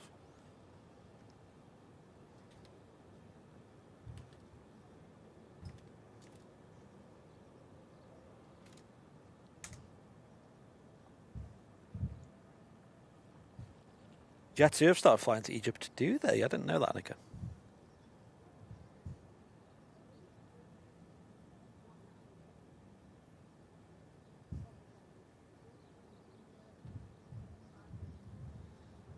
Yeah, I heard that on the commentary, Pingu. That the last few teams that he's managed, he's always kind of just low blocked and hope for the best. Oh, Ghana. Well, the manager for Ghana, apparently the last few teams that he's managed, they do the low block and then try and get on the counter, basically. Yeah. So they've always been quite boring to... I was going to say, it's probably boring football, like, as a viewer. How does the camera cope in the weather? It's got a fan on it, this one, so luckily it's doing okay. Andy's camera, though, is not. It's gone off. Oh, is it? Yeah. Kind of assumed it's just overheated. Possibly, yeah. Try and recycle it.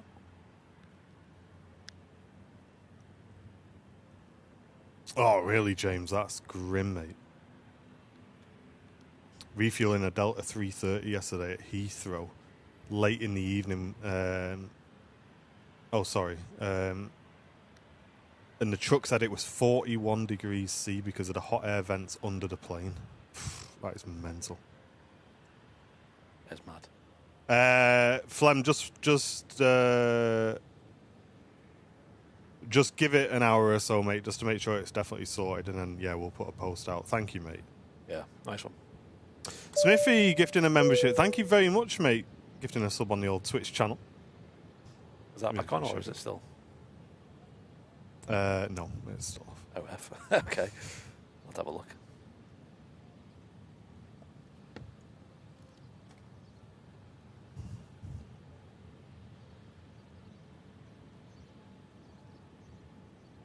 Been nice seeing this aircraft fairly regularly, A350-900 in the new scheme. Very nice.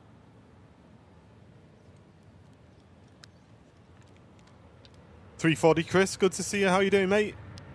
Welcome in.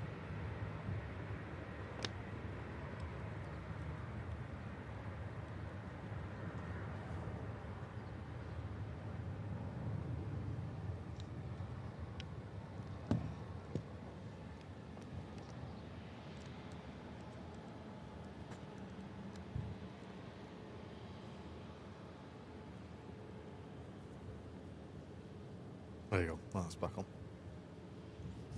Nice.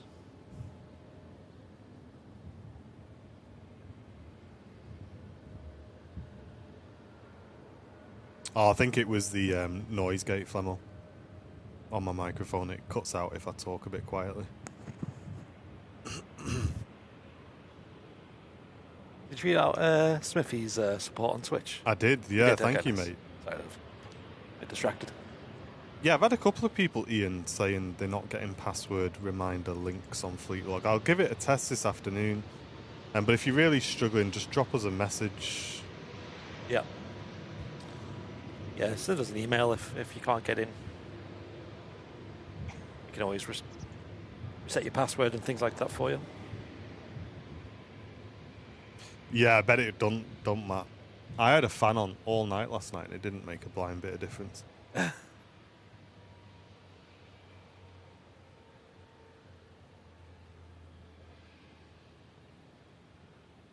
That's the issue, innit? It's you know, it drops temperature outside, but it just takes ages for your house to cool down then. Yeah.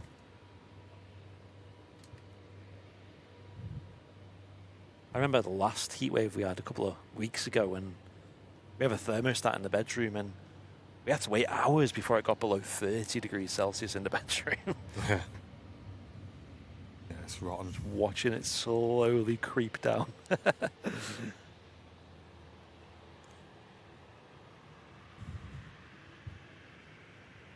Yeah, it's really pretty, this Emirates A350. Honestly, I wouldn't mind flying on this. As a passenger, it'd be my choice. I mean, the A380 defo is one for the bucket list, though. Especially out of Manchester as well.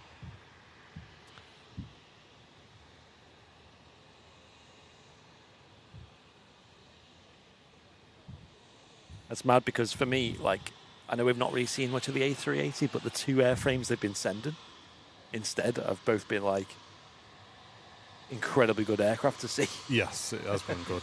No complaints at all. Talking of nice aircraft, we've also got the Gulf there on the taxi out as well.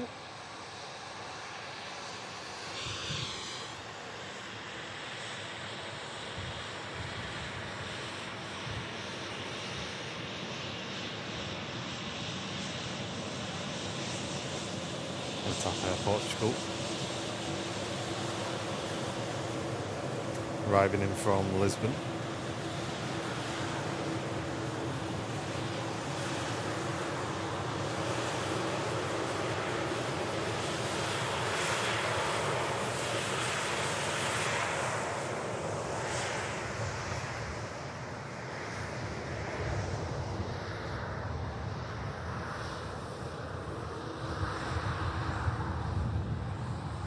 Lined up on 2-3 left, the Emirates, Airbus A350.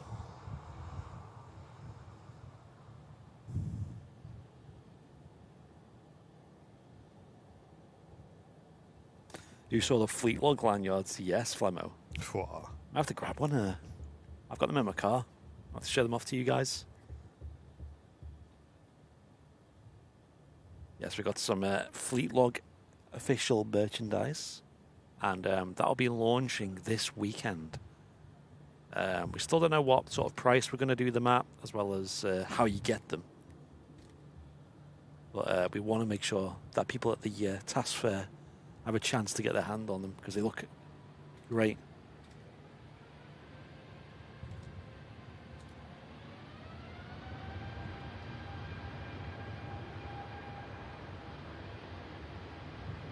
Off goes the super airliner, heading back home to Dubai International.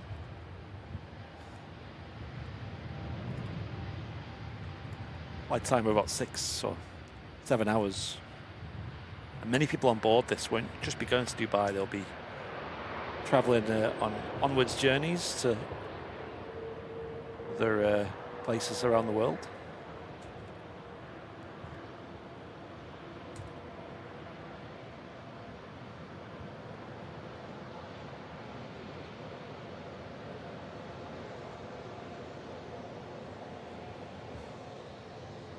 Loganair ATR 72. These are the kind of fans you need in your bedroom.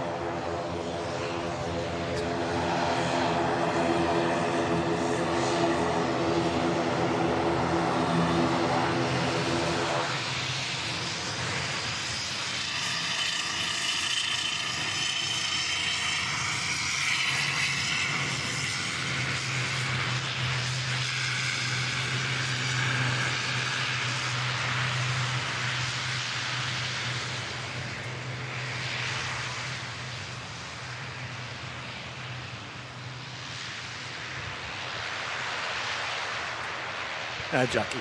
Well, hopefully we don't have a massive amount of lanyards. But hopefully, if there's some left over at the end of tasks, we'll put them up on the website. You folks to buy. But trust me, they're pretty good, and you'll see why in a bit when I show them off. Gulf Air Dreamliner on a taxi out. Heading over to Bahrain.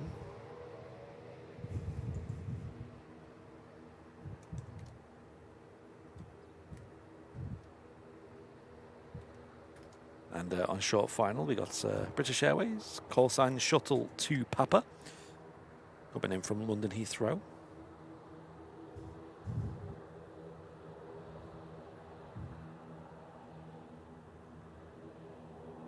If you want to jump up for a bit after this Gulf parts. Yeah.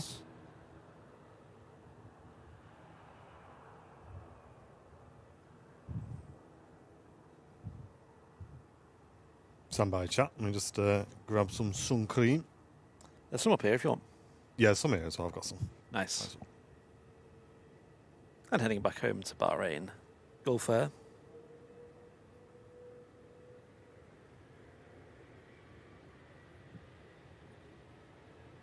I'm in need of a couple of lanyards.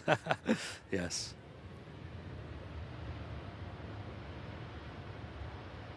Yeah, chat. After this departure, I'll go and grab some of the stock that I've got in my car. They did arrive just yesterday. We're hoping he got here just in time before the fair. And there was a bit of a delay with UPS. But lo and behold, they have been delivered now. Wow, using a lot of runway though. Gulf Air Dreamliner.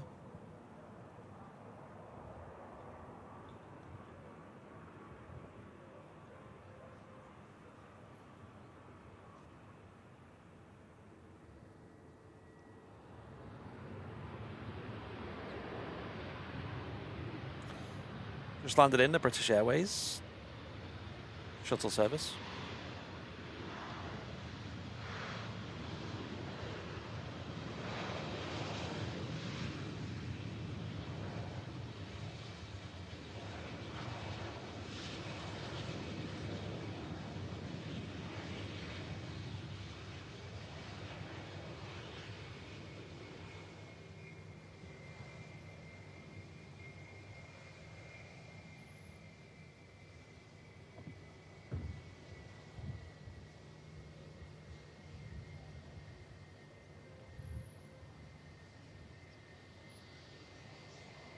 Properly hot up here. Problem up here on the roof as well. Not only are we in the tower with obviously all glass windows, like a greenhouse, but the roof up here is super reflective as well. So it's just a big heat trap up here. So even now at this time in the morning, it definitely feels well over 30 degrees Celsius up here. And then add in the sun beating down on us as well. Hard work. A Brits would be flying to Lanzarote to cool down. Honestly, you would.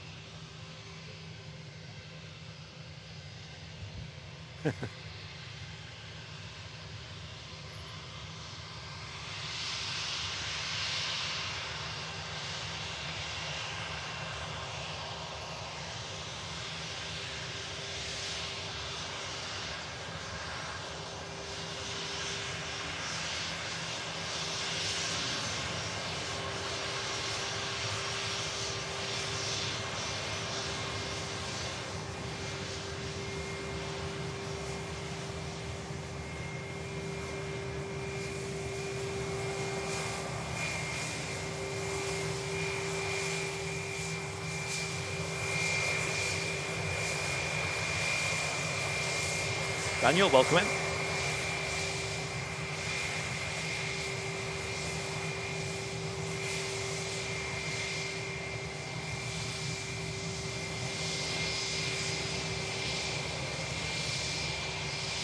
Oh, it's actually cooler over in Lanzarote, is it? Oh, gosh. Can you imagine if you went on holiday to somewhere like that and it was actually hotter back home? Happened to me a couple of years ago when I went to Croatia. And it was just dead overcast and wasn't that warm. And then back home it was like in the 30s. There he is, standby chat. Just going to swap over.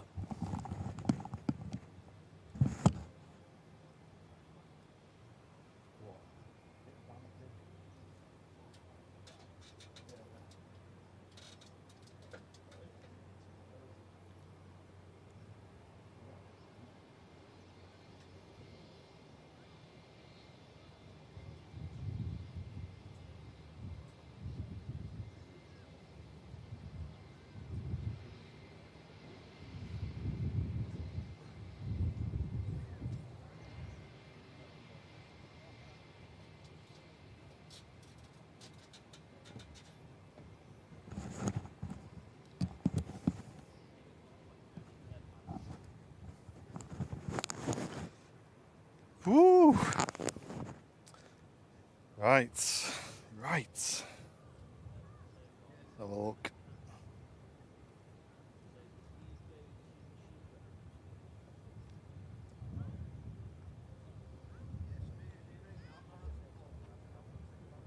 Their arrival on the way in. Brownie's. Oh, Brownie's still here. I thought you'd gone to the car. Not yet, no. I was just checking everything's good. I've sweat my body weight already, I think. I was going to say. It's a bit wham up there, isn't it? Yeah, it's kicking in, isn't it, now? Mm. Right, BRB, folks.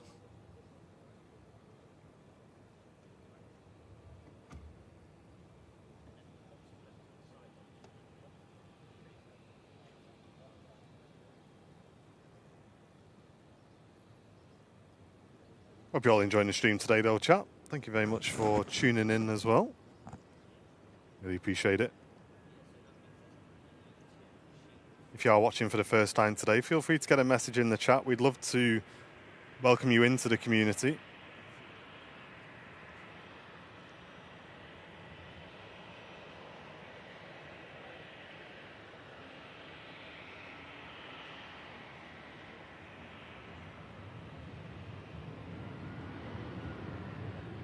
Brussels Airlines just arriving in.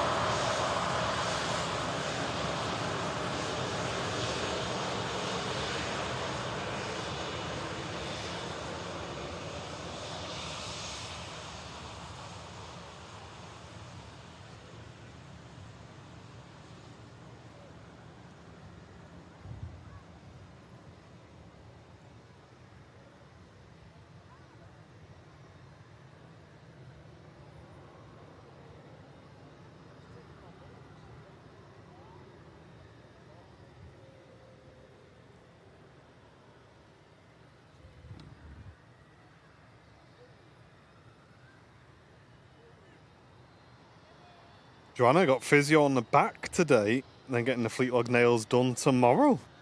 I hope that goes all right. Wow.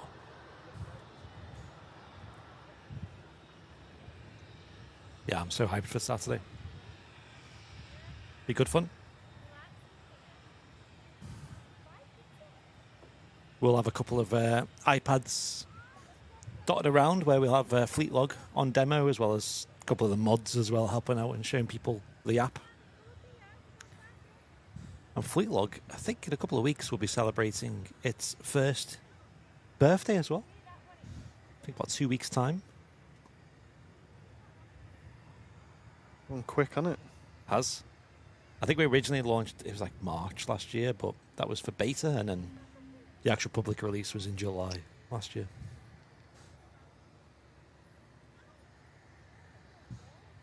He's heading off to Faro. Now lined up, and 2-3 left.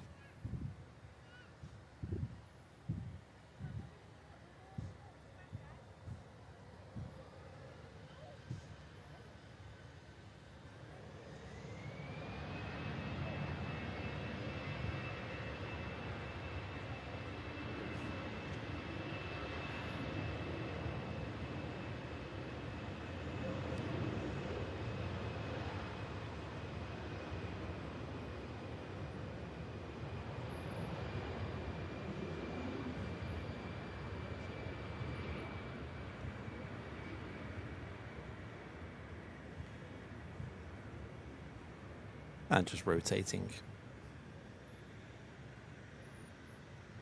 In 9 days' time, saying Nigel, okay, there you go. Yeah, it has gone really fast this last year. Are you finding it up there? Yeah, it's nice, isn't it? It's nice.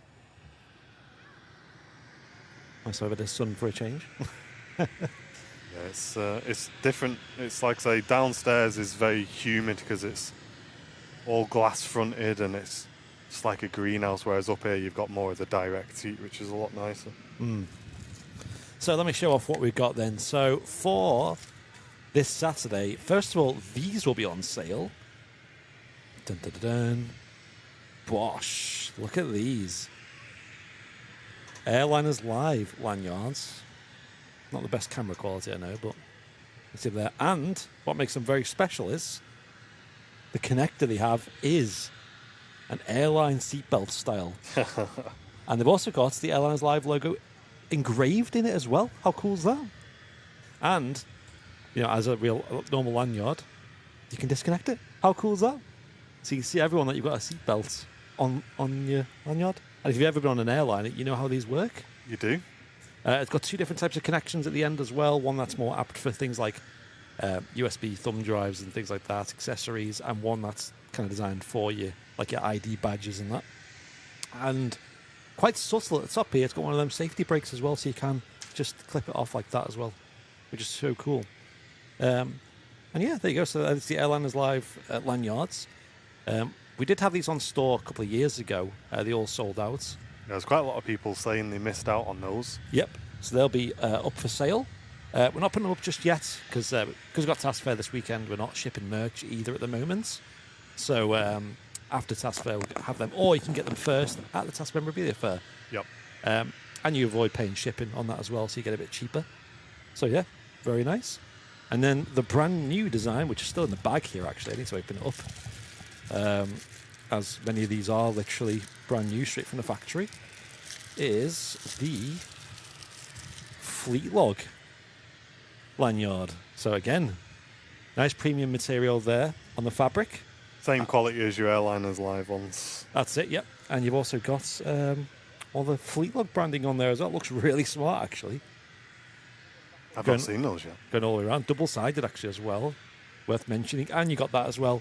Don't have to pick up as much. It's a bit more thinner on this, but it has got the Fleet Log branding engraved on there too.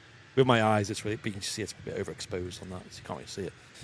And again, same mechanism, lift to release. You've all seen the safety videos, haven't you, on the airliners? Yeah, do us one if you want. Yeah, there you go. yeah. Your exits are over here, and And here, through the roof. Yeah, through the roof. Yeah.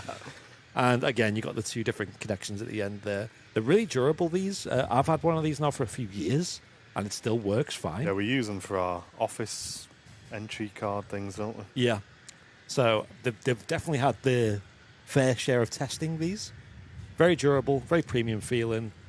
And again, what we're planning on doing is some kind of deal where if you sign up for Fleetlog on Saturday, you can get one included in that.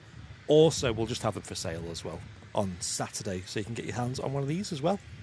Get both, why not? So yeah, they're not on the website just yet. They are ready to go, and we do have them, but we'll just wait until after the weekend before we put them on the website for you folks. Yeah, for anyone who is trying to place an order on the website, just be aware that we won't be shipping orders or processing orders now until after TAS. So just bear that in mind, chat.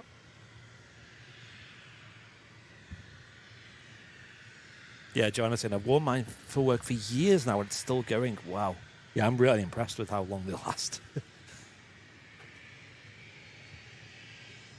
Really good stuff. So yeah, don't go searching the website just yet. They're not there yet. Come on down on Saturday to get them first. There's only 100 of each. So they might sell out on the weekend. I doubt it, but they might. And come on down. And if you're in person, you don't have to pay for postage either, so... Dave, welcome in, watching from Middlewich. Good Welcome. to see you, mate. Stuart saying my daughter is coming on the Sun Express 737 in about 10 minutes. Great. Oh, mate, we're about to go offline in about 9 minutes, unfortunately. Yeah, we'll grab that, mate, no problem. It's a Ryanair, is it? It's quite hard to see what anything is up here. It is, yeah. Ryanair coming in from Milan.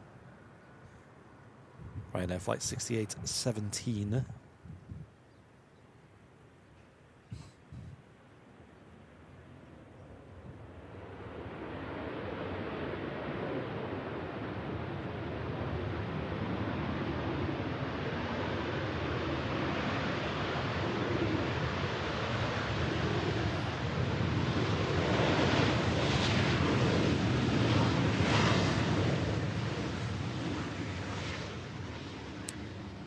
Yeah, good question, Jason. We take card at the TAS Memorabilia Fair, and we massively prefer card because we don't have much change.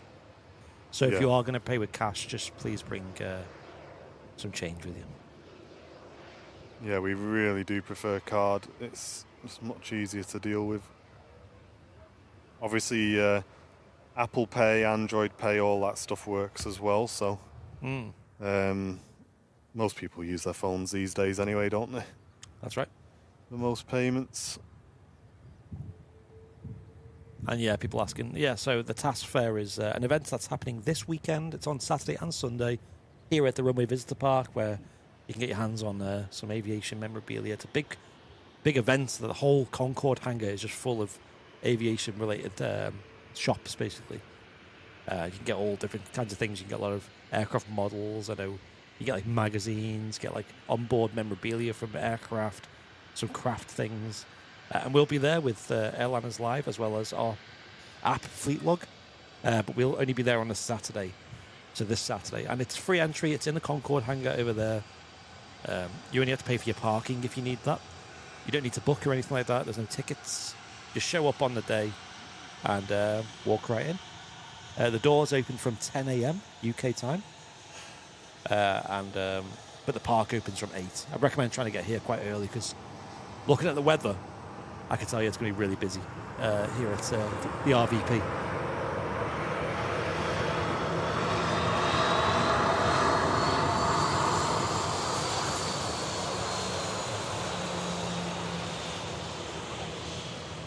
If you do have any questions about the weekend, just feel free to ask them in the chat.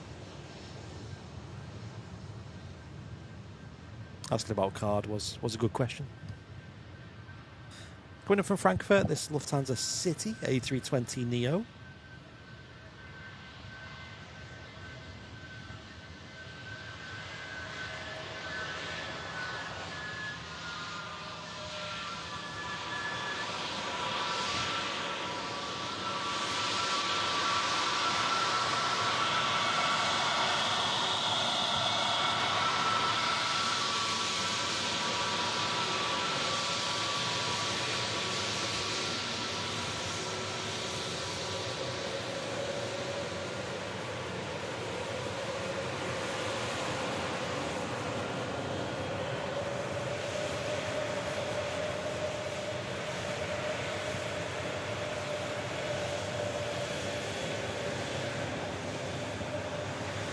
Lufthansa A320neo with the Pratt & Whitney engines sounding incredible.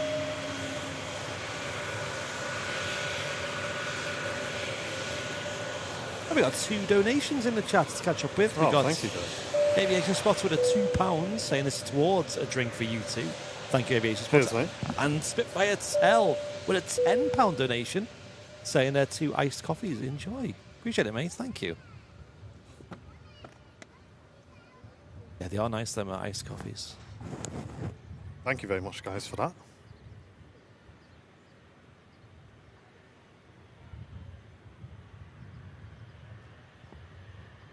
Nice, Nigel. Said he's already got a hotel and overnight parking booked. Oh, nice one, mate. David, welcome in. See the air tanker Airbus A330 on the taxi out. That's heading down to Tenerife South.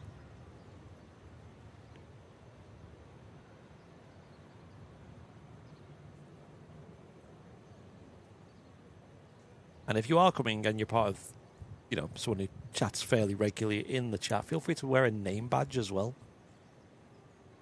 Just so people recognise who you are. I bet you loads of people recognise the name, but quite often not the face.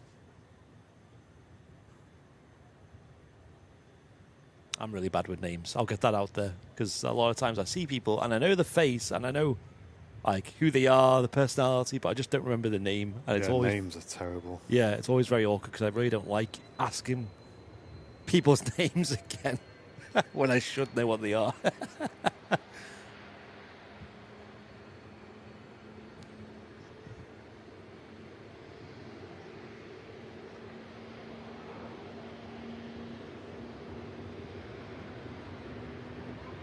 We've had a few people at TAS as well kind of come up and go, do you remember me? Or guess who I am? Guess who I am? Yeah, Please don't do that, chat, because it's really awkward. It's as you can imagine, we say hello to hundreds of people on the TAS weekend, and it's really difficult to remember everyone's names, and we don't want to make anybody feel bad or feel like they're not recognised or anything like that, but we speak to thousands of people a week on these shows. It's it would be impossible for us to remember everyone's name as much as we'd love to. Yeah, that's right.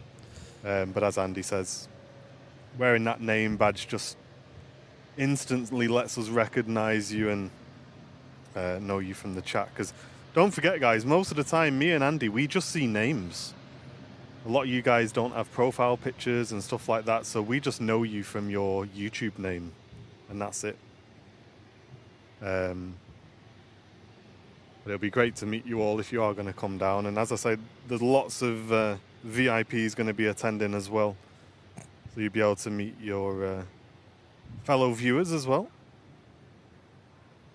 Yeah, apparently Joanna has lots of names. Jonathan. Yeah. Johnez.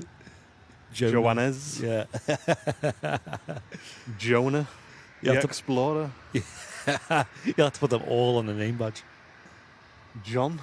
John.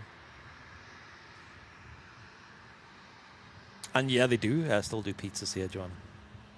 Or Jonah. Or John. Jeff. Jeff.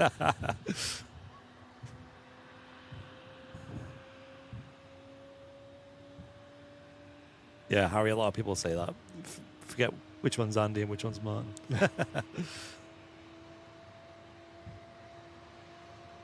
This one's Martin. Up on the camera just to make it extra confusing. Yeah, usually I'm downstairs. And I'm Andy. Usually I'm up there. Can't wait to have a nice cold shower when I get in. Oh, Lord Pingu, are you going on Saturday? Mate, Oh, are you? says I wear a penguin mask. Oh, Mate, get it done. Good to see you, mate. I've not met Pingo before, even though we've played loads of Xbox together. Oh, have you not met him? Wow. No, never met Pingo. That's mad.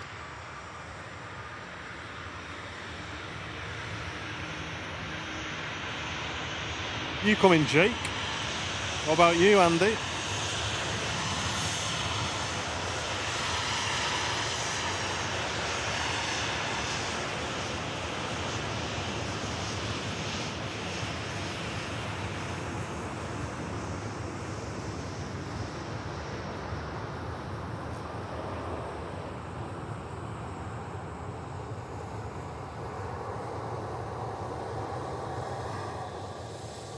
And off she goes to Tenerife South, the Jet2 flight. Martin Higgins, thank you for the Airliners Live gifted membership in the chat. Thank you, mate. Let's go on to David in the chat. There you go, Dave. Enjoy.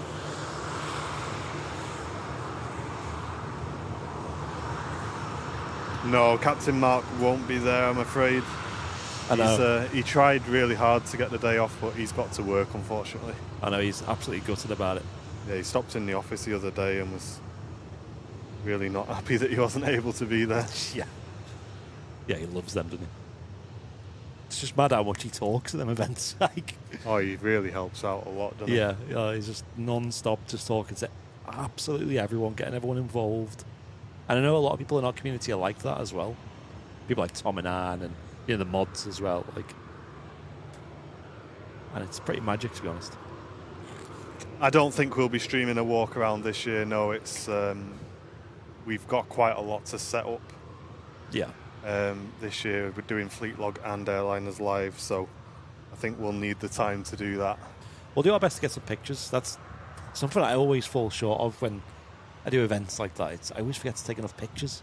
And you look back, it's like you're taking like one photo, and it's like just an empty stand or something from the start of the day.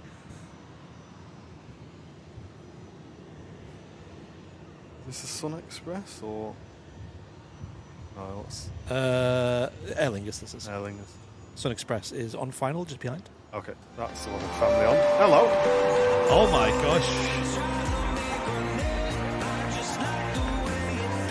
Matt Miskell with a 10 Airliners Live gifted memberships.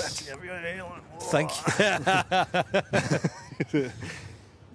Thank you, dude. Thank you very, very much. That was so unexpected. Thank you for 10. Especially on a Wednesday show. Thank you, mate. Yeah, I appreciate it, guys. Thank you. It is hard streaming in this weather. I know it's not mega hot, but here in the tower, it's just scorching. I've had to come down because I'm starting to get a bit dizzy. Yes. And I've sweat a lot. Yeah, I'm already soaking wet. Just gets you, doesn't it? Thank you, though, dude. Appreciate it. And thank you for all the little tips and stuff for some extra drinks for us. Yeah, thank you, everyone. Everyone who's still here after me Downing Street rant. And that's why we don't talk about politics on this channel. That's it. I think I did mention it wasn't a politics thing. I know. In the day, I'm very I avoid politics and stuff, and but of an evening after the kids have gone to bed and I've had a drink, You're getting stuck in. Yeah, I think it's just in all walks of life. Like, yeah, you can't just shut down things that you don't like. It's just because there are people in the world who do want to listen regardless. Do you know what I mean? yeah, And it's the same with everything. It's like there'll be people who don't like Airliners Live, and rather than attacking us and saying, "Oh, you shouldn't exist and you should shut the channel down. You guys are rubbish and this, that, the other," just watch something else. yeah. Harry asking, do you predict a mega busy car park? Yeah, so this Saturday it will be busy. That'll be impossible to avoid. But they do have the extended overflow car park open now. It's massive as well, so I wouldn't worry too much. Yeah, but it will be busy, so I'd still try and get here early if possible. Because the weather, it was looking mega. You got the event on. It's a Saturday as well. Alan Lee, ATC, morning to you. Hello. And 2K's Delta, thank you for the 34 months of business class. So Thank you, mate. 34 months, that's gone quick, to be honest. I know. As. Member's daughter on board this aircraft. Sorry, chat, my camera work is terrible. It's all good.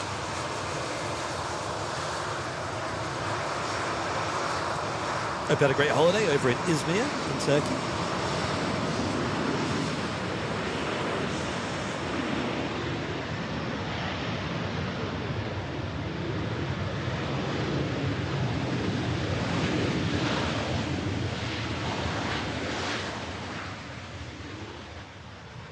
I've heard good things about Sun Express. I hope she's had a nice flight. Yeah. A good holiday as well. Lee Class, thank you for the 10 months of business class, saying thank you for your streams in all weathers, and it's gone very quickly. Thank you very much. Be it 1 year soon, won't you? And Joanna gifted a membership. Thank you, Joanne, for that one. Here's Joanne. Cheers, John. And Mixter with the 46 months saying another great show. Thank you, Mixter. Appreciate it. Does it have aircon in this tower? It does, but it barely does anything. Yeah, it doesn't really work. Yeah, especially obviously where Martin is. You're not really. No, you ain't feeling nothing up here. Yeah, it's the opposite up there though, because you've got this big reflective roof, and you've got all the heat from the tower rising up there. It's like a mega heat trap. Yeah. So yeah, it's very even. Obviously, I did about an hour and a half, 2 hours up on the camera. That just quite early morning, and I'm already completely drenched in sweat. Just have the Farnborough Air Show every other year. I think it's is it every 4 years or is it every 2 years? I think it's every 2 years, isn't it? I'd love to go to that, to be honest. I've considered it.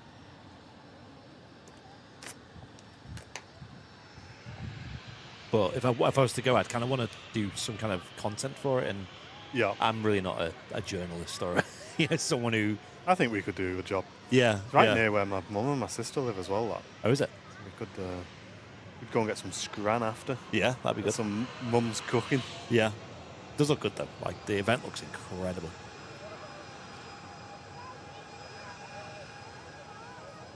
I like. Is it Kobe Explains? He does some really good videos from it. Like really simple videos.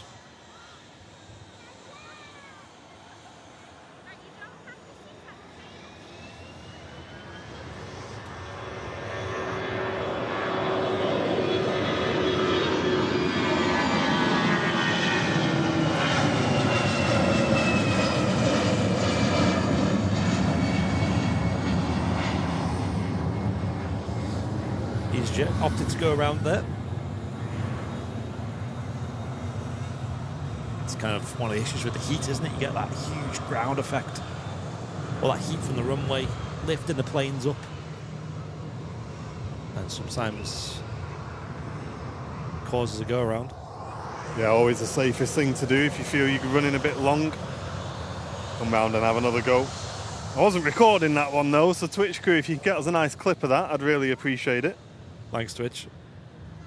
But yeah, Kobe Explains. He does like really simple videos in that he kind of breaks down these big complicated events and just puts them down to like, I think some of his videos are called like the biggest winners of Farnborough, and it just tells you all the big hitters really that did really well. And I've mentioned I'd love someone to do a YouTube channel like that for flight sim, like flight sim expos and stuff. I know people do great coverage, but I'm a busy guy.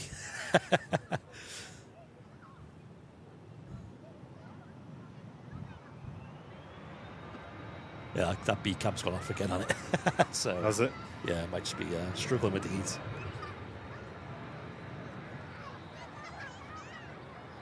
There's only so much you can do.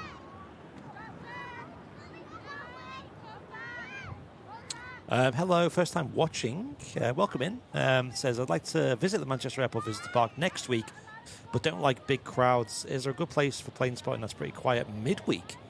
Well, Yes. the RVP is. Yeah, so midweek, as it is now, is pretty chill. Even on today, where the weather's mega, it's very chill here.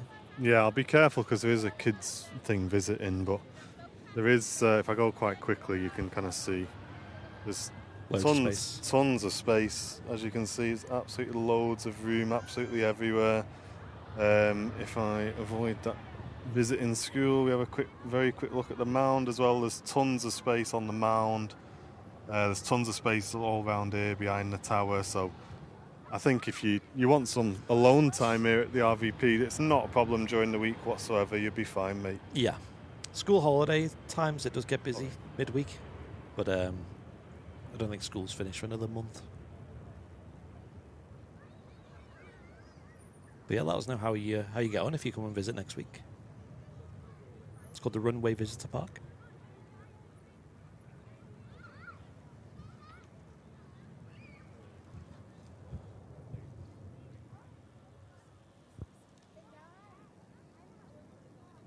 Right, we've got the fin out. Seems to be the only thing shifting about at the minute. Yeah. I'll see if there's any planes we can sort of aim to end on. coming in. We've got the Emirates, which is about 37 minutes away. Okay. So we could aim to catch that. That's probably about 1:15 actually. So maybe we'll wrap around then.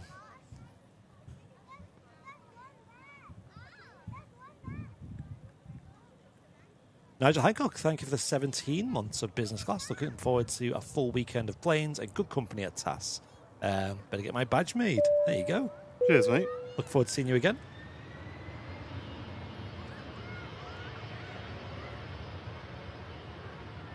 Yeah, they're good events. Then most stands do take card as well, but do bring some cash if you're looking to buy some things as well.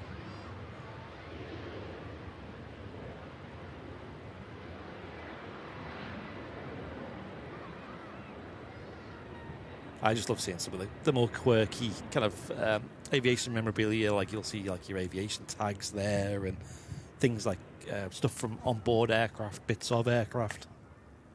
There's always quite a bit of that going on. I think it will be hot though on Saturday though, folks. So do dress appropriately and also bring lots of water if you can.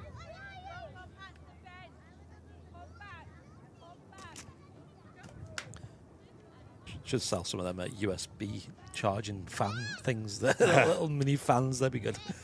It reminds me of a couple of years ago when it was a winter one. It was freezing cold, and we sold beanies, and we sold out of beanies just because everyone was buying them just to whack them on straight away.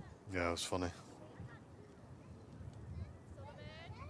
Do Gemini Jets have a store? No, there are Gemini Jets retailers going to be there, I believe, and we'll have some as well.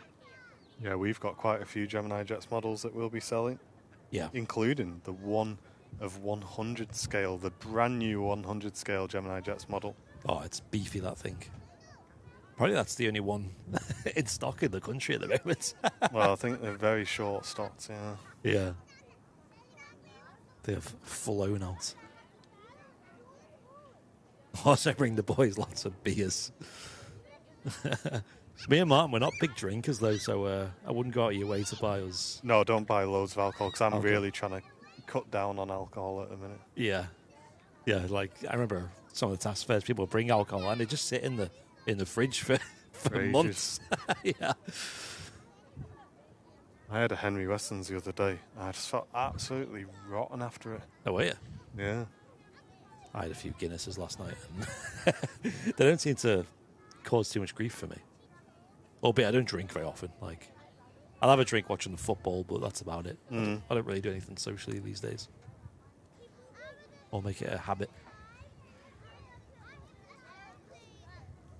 You get paid on Friday as well, saying David. That's dangerous, Dave. I know. It's like payday weekend for a lot of people, isn't it? As I mentioned, I know probably a lot of you have seen it, but I'll just mention it again. We will be selling these lanyards, along with a load of other merchandise as well. Here they are. So the classic Airliners Live lanyard here, which looks very smart. And we sold these a few years ago, and the feedback we've had on durability, and I've still got mine from years ago, and they do last a long time. Great for work, great for getting if you've got a camera or you want to carry some accessories around, or you just want to show off your love for Airliners Live or aviation, because we've got the seatbelt mechanism on there too, just like a real airliner. You lift it and you pull it to open it up. And as a result, it disconnects as well, so you can have your keys on there, for example. I've seen people have some mad things in the house where they could put that on, be it by the front door, have it there, so you can just remove the key and then put it back on. That's really cool. You have two different connections at the end there as well that you can connect different things to. And there's also one of them safety brakes on it as well. It's quite subtle as well. It doesn't really stand out massively, which is great. It's double-sided on the print. And as I mentioned, really durable, good quality stuff. So that's an Airliners Live one. Very smart. We'll have them for sale. And brand new item is a Fleetlog one. So we'll have them for sale at the task fair. You can get yours first. They do have the logos engraved on the seatbelts as well. As you can see, probably just about to see it. It's really hard to see in this light is the problem, but you can just about see it there in that angle. Much more visible in person. And the same again with Fleetlog, which is our plane spotting app. We'll try and set up a deal where you can get these as part of signing up to Fleetlog as well. We'll figure that out. But failing that, you can just buy these. Keep an eye on the socials and things for prices. We'll let you know on the streams as well.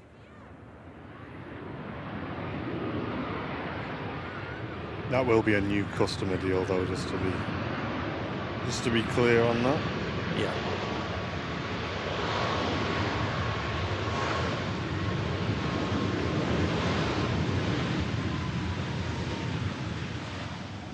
Ryanair just rolling out on runway 23 right, going from Cork over in Ireland. And 2K is Delta. Thank you for the €20 donation. Oh Appreciate my it. days, thank you, mate. Says your amount and message will be public. What do I put here? A plane. Thank you very much. That's a huge donation, mate. Thanks for that. Thank you. Wow, being very generous today, guys. Thank you.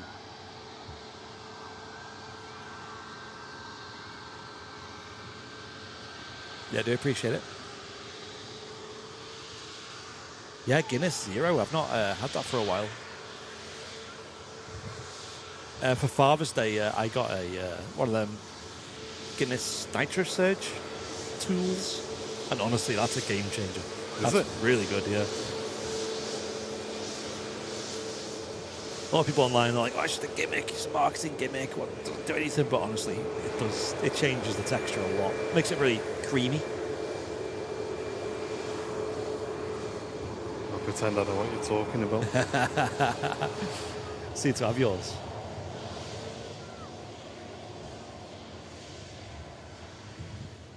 I think Guinness is it's a bit like coffee. It's like the first time you have it, it's probably a bit like, eh? But then you have it a few times, you very quickly get your head around the niceness to it. EasyJet's coming in next from Amsterdam. EasyJet flight 2162. The thankful EasyJet. Tango Yankee on the reg.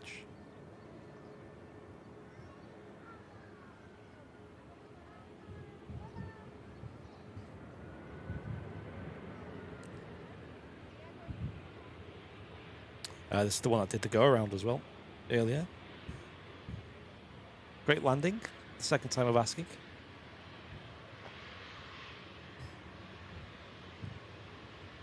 Oliver, good morning to you. Hope you're doing well. Hey up. Be cooking eggs on the pavement soon, yeah. If you put some on the roof of this tower, you'd probably do the same.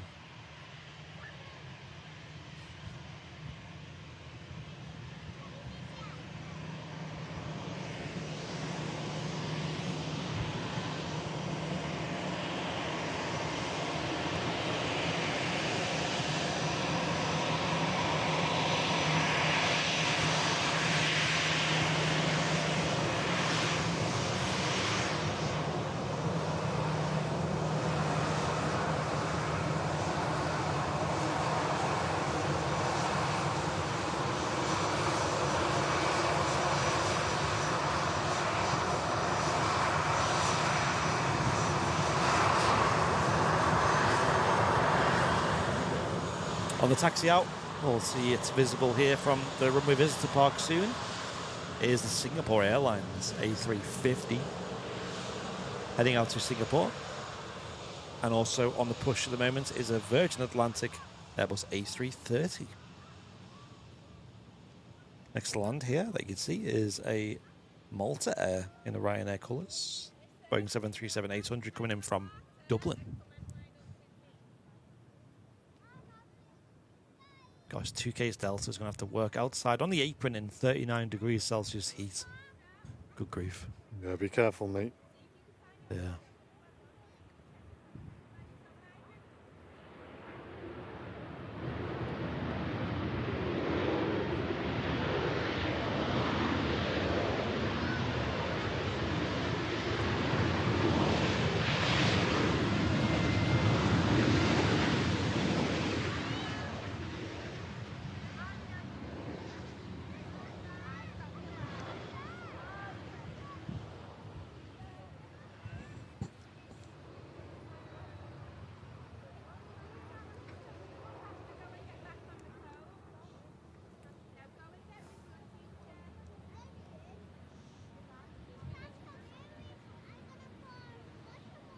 Beautiful Singapore A350-900. About to cross over. Next to depart here from Manchester Airport. Thank you for tuning in today, folks, as well. Hope you're enjoying the bit of an alternate time on our Wednesday this morning. Yeah, we'll be wrapping in about 20, 25 minutes time with the arrival of the Emirates Boeing 777.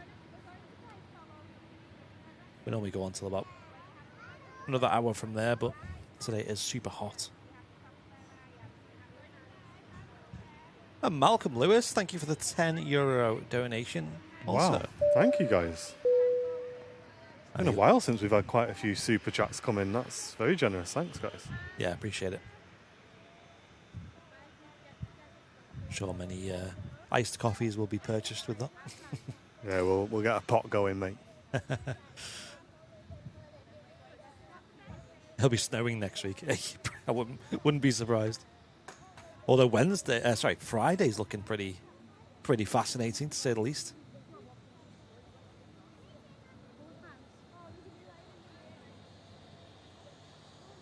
And 2K's Delta, thank you for the 5 gifted memberships. Mate, you had too much today, mate. Thank you very much. Really appreciate it.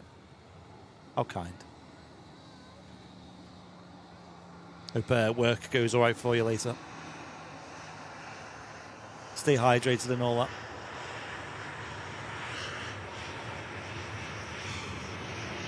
Quick slurp of the water after this Singapore, I think.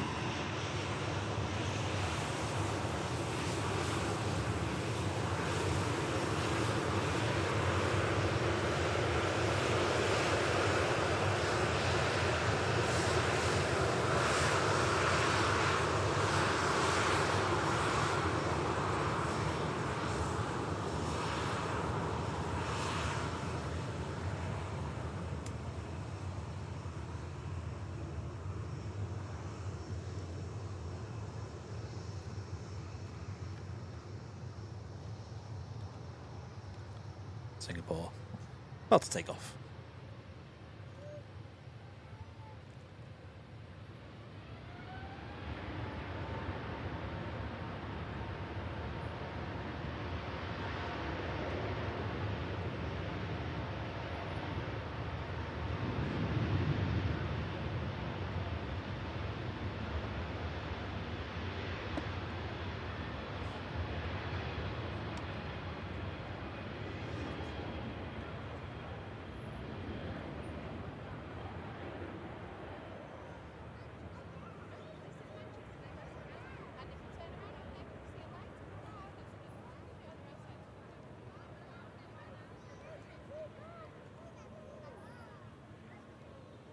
Awesome.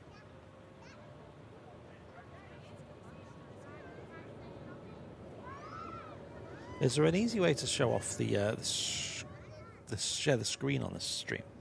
Open OBS and there's a window. There's a prize wheel of brew scene, and you have to just select the window. Okay. And then send the output to the first RCV output. Okay. With the projector. And then it should show up on input form. So in answer to your question, no. I think I've got it.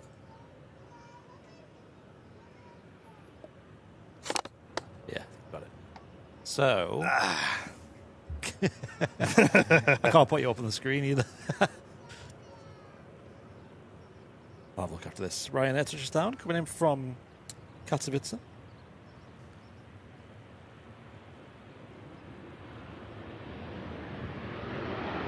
Woo! A bit warm, like, a bit warm. A bit warm.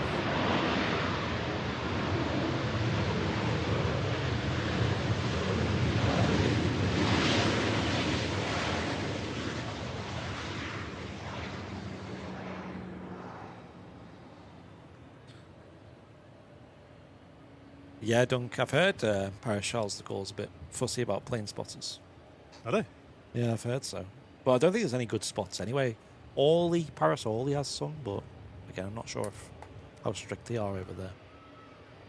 I remember speaking to someone about it here at the RVP, said they did a bit of plane spotting at Paris Charles de Gaulle, and they said they had to get like some authorization from the police or something. So daft. Yeah.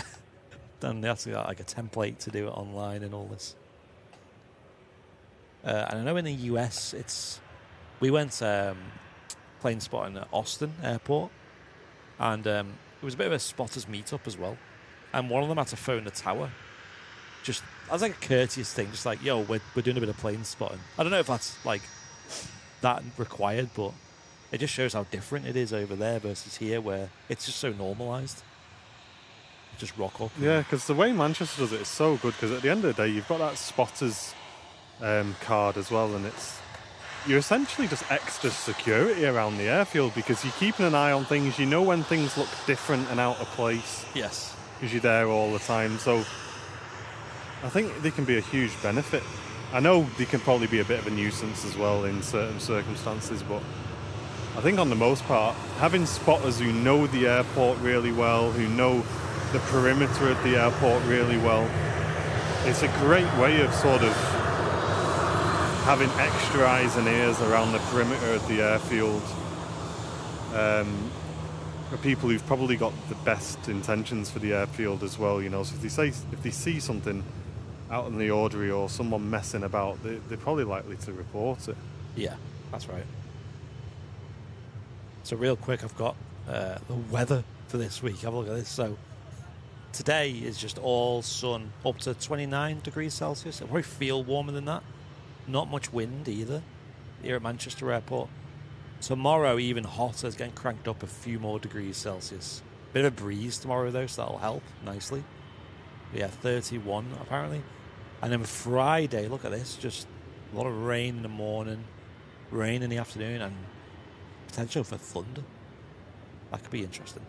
We might have to adapt our loading up the car plans, I think. Yeah, and then Saturday, pretty hot again. Not that hot, I mean 28 tops, but very breezy, bit of cloud. It should be quite nice, that. Should. But it'll be busy here at the RVP, I reckon.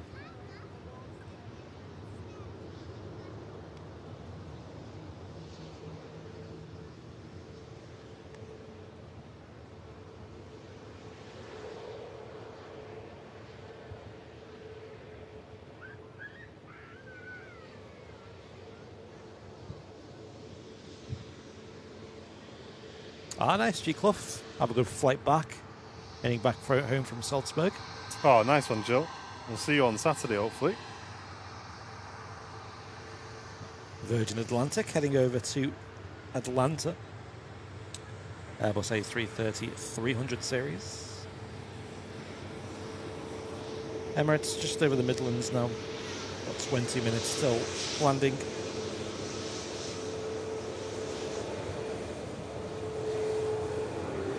Spotting at Paris Charles de Gaulle and Orly requires a photography permit. Yeah, I'm all right, thanks. Go somewhere else. Yeah. What's a photography permit?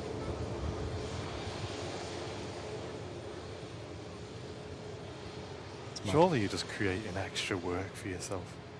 Yes. Like, do you not think people at the airport got enough to do? Do you really think they're going to start coming around checking your photography permit?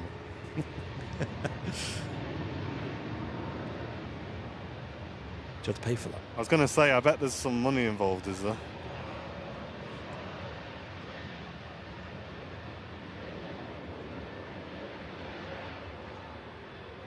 I'm going to Google it.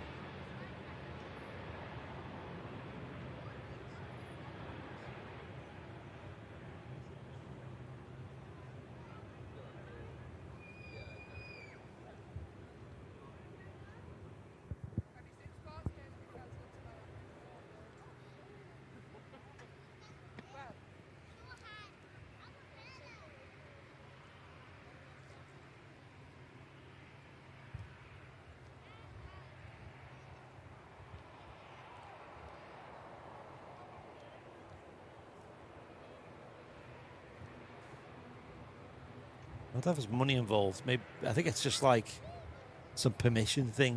You had to send an email to spotters at something, whatever that word says, .gov.fr, Attach a scan of your passport, attach a headshot, include a message, preferably in French, requesting the permission to photograph aircraft. Oh, dear me. Along with the dates you intend to visit, your full name, home address, and date of birth. What, and then you're going to make the police check all that? Like, it's just...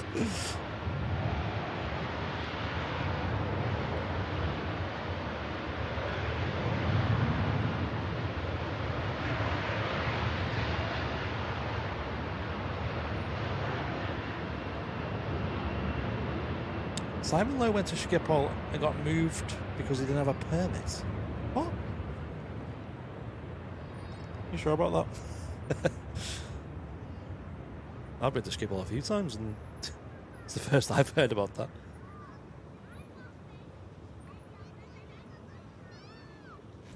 Maybe I broke the law. Breaking the law.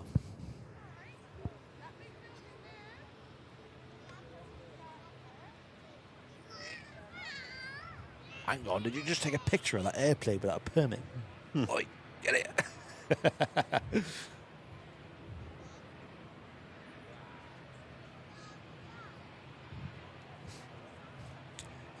Problem is, stuff like that as well, when you got smartphones that are like got incredible zoom and stuff, like surely that sort of permit would apply to taking pictures on a phone.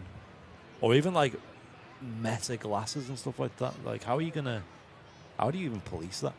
Yeah, I don't think it is policeable. Yeah. You're telling me the police have got access to that database and they drive round and they're scrolling through the database until they find a face that looks like the person they've just drove past, and if they can't find it, then they need to stop and assist. There's just no way. It's just so bureaucratic. Yeah. Like, I'm not being funny. If you stood at the edge of the airfield with a camera, let's say 9 times out of 10, you're probably a plane spotter, aren't you? I know. Do you know what I mean?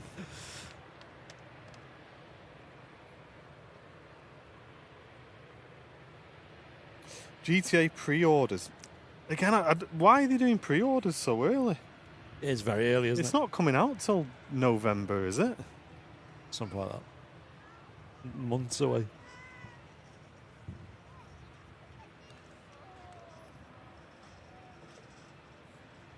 Pre-orders only really made sense back in the day when you actually had to have the physical disc. And if you didn't pre-order, you might not have been able to get the actual disc because it wouldn't have been in stock anywhere. But now it's like, is there any reason to pre-order? I mean, I guess like pre-ordering a week before to like pre-install makes sense, but like months before, I guess there must be some benefits you get in, but yeah. What's the difference to just waiting till a month before or something? Yeah. Or just wait until it releases. Well, that too. Just see if it's any good first.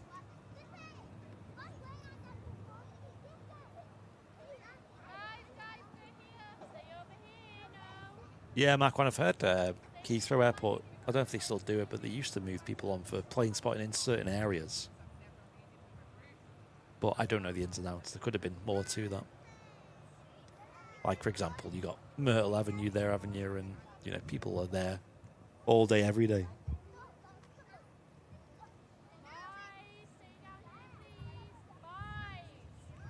Do anyone know if Emirates are going to go back to using the A380? I think they do still use it, Ian, occasionally. Just very rarely on the flights 21, 22, 17, and 18, yeah. It's the evening service you're going to mostly see the A380 being used on. Morning, Aidan. How you doing? Hey, welcome. And Brian Clark, thank you for the £5 donation. Thank you very much. Saying, can't make it on Saturday. It's my wife Linda's birthday. Said her birthday's more important than aircraft. Fair enough. Oh, she don't want to come to TAS for her birthday, mate. I know. We could have all sang her happy birthday. Hey, have a great birthday, and thank you for your kind donation as well. They do that with Jet too. If you get to the gate and you find out your birthday, quite often they'll all sing happy birthday to you. I don't know if they do it for adults as well. I'd love to be someone who like really sort of embraces that and is dead appreciative and that sort of thing, but I'm not. I'm just like, if that happened to me, I just want the ground to just swallow me up. Yeah. That's all. Yeah.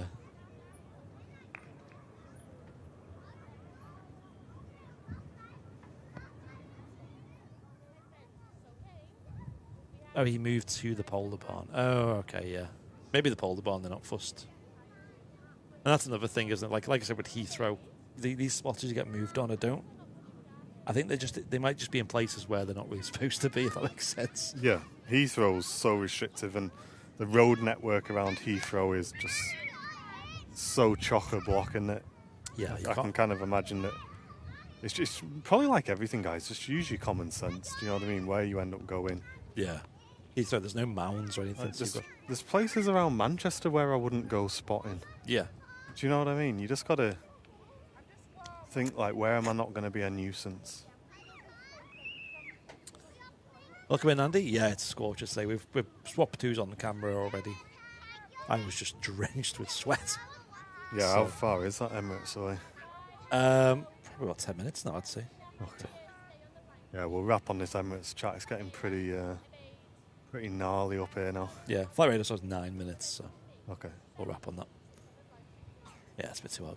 I'm quite grateful we did the early morning instead. Yeah. How's the viewing figures on YouTube, just out of curiosity? Oh, I've not been looking. How have they been, chat? How are we, chat? I mean, obviously support's been great. We really Support's appreciate been it. amazing, Currently 1.2k viewers. yeah. Okay, so not far off what we'd usually get on a Wednesday, then. Yeah. Mark one photos. We were planning a trip to Charles de Gaulle, and it could take a month to get the permit. So we just scrapped the whole trip and went to Germany instead. Yeah. Fair enough. Where did you go out of interest? Some pretty cool airports in Germany for plane spotting. Bit in Munich, bit of Frankfurt. Even some really good air bases, but I'm not sure how strict they are on air bases over there. Oh, thanks very much, Susan. Yeah, you'll have to bear with us on Sunday, Susan, because usually we don't stream the Sunday after TAS. Because we've usually all lost our voices. Which sounds extreme, but it's the truth, honestly. Like, most of us have lost our voices after all the talking on Saturday. And you have to talk quite loud, because it's quite loud in the TAS hangar. Yeah. So, yeah, usually we've got no voice come Sunday. So I think Sunday will be a very sort of subdued, relaxed show, and we probably won't do the full length show, but yeah, we will be live. It is a Flyer Watches sponsored segment as well.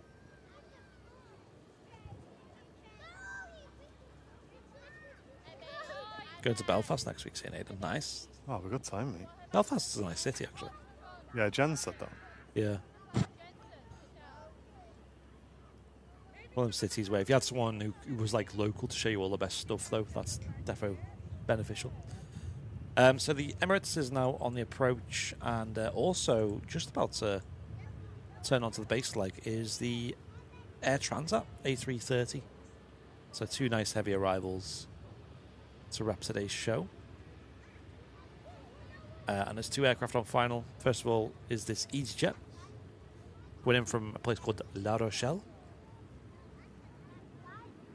Air Transat have added another Spanish route for their winter schedule as well.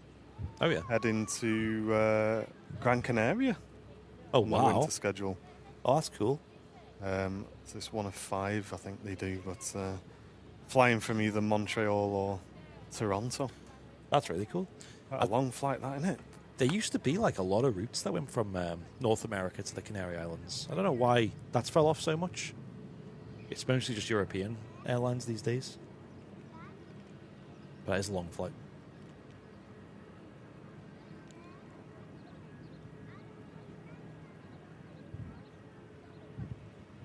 The thing is, like, I can't imagine many Canadian people going to the Canary Islands. Like, or vice versa.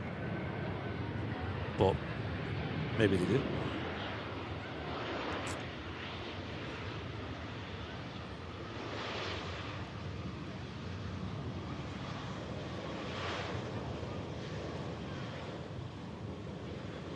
Lady Pod saying that the Emirates went over them over in the Staffordshire Moorlands. Nice. That's where Sam's parents live over there. It's a beautiful part of the world.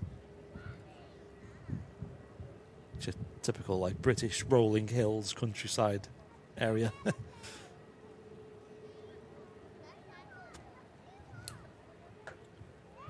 it's quite cool because you get a lot of traffic for both Manchester flying over and also East Midlands and Birmingham. Like all these approaches going overhead.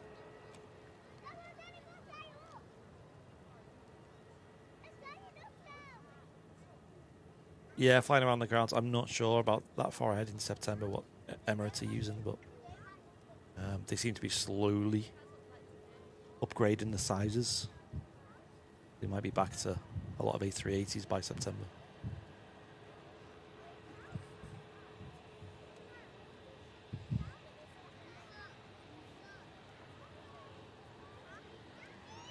Oh, you're welcome, Tina. It's nice to be out. Obviously, we just need to be a bit careful, that's all. Yeah. Logan Air about to land. That's just an Embraer ERJ 145, and that's followed by the Air Transat.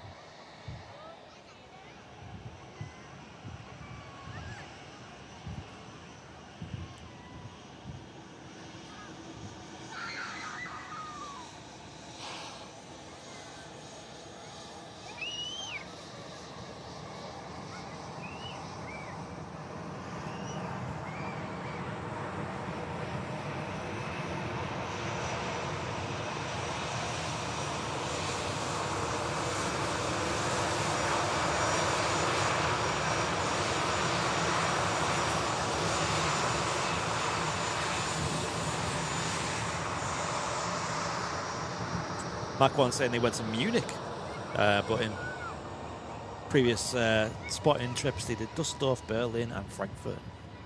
That's got a. I've heard Munich's where Lufthansa still have got a lot of heavies based there over in Munich.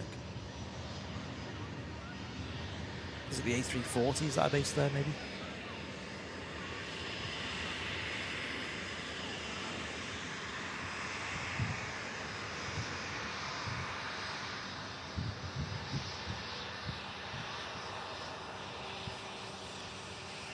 I think Frankfurt would be the one for me, though. Yeah, that'd be a good place, wouldn't it? Yeah. I don't know. I think it's you kind of struggle a bit with good spotting locations there. There are a few channels that go to Frankfurt regularly, I think. One of them where you just need to be in the know, I think. That's it.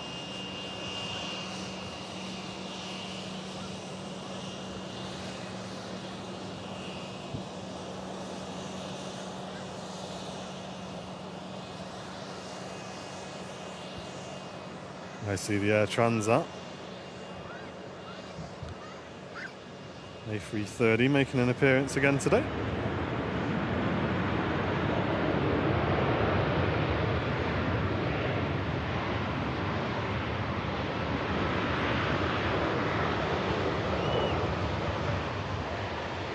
Oh, it's going to get off in front of us as well. Wow.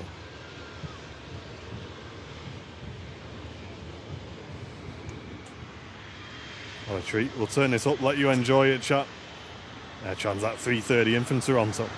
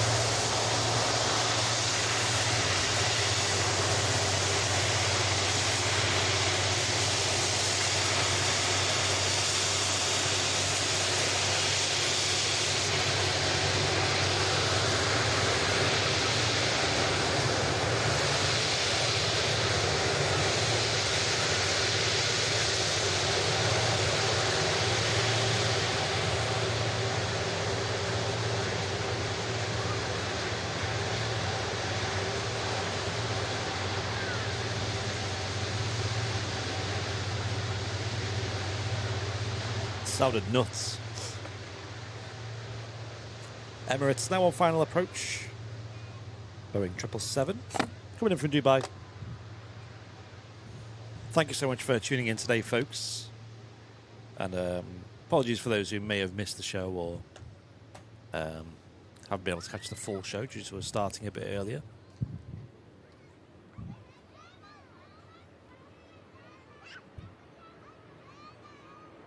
Oh, that camera's just come back on. Yeah, I just messed with it. Oh, nice. Hey.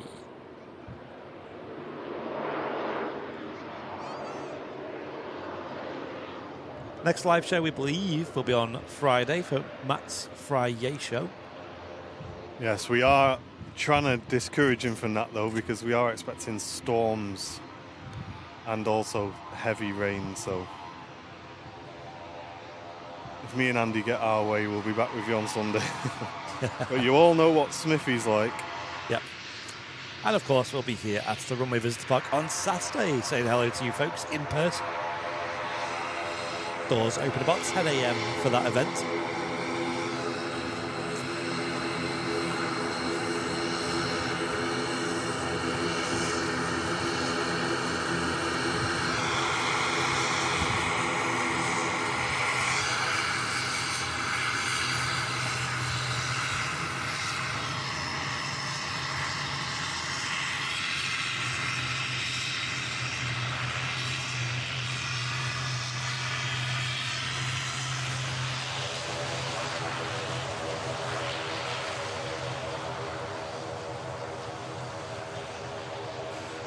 Keeping our eye out for the Emirates 777. That's just behind the landing. Jet 2, not seeing much of Jet 2 today. Just returning back from a sector to Girona.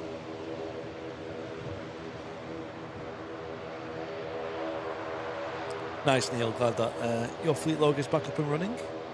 Yeah, it seems to be resolved, the issue. The legend that is Rich getting that fixed very quickly.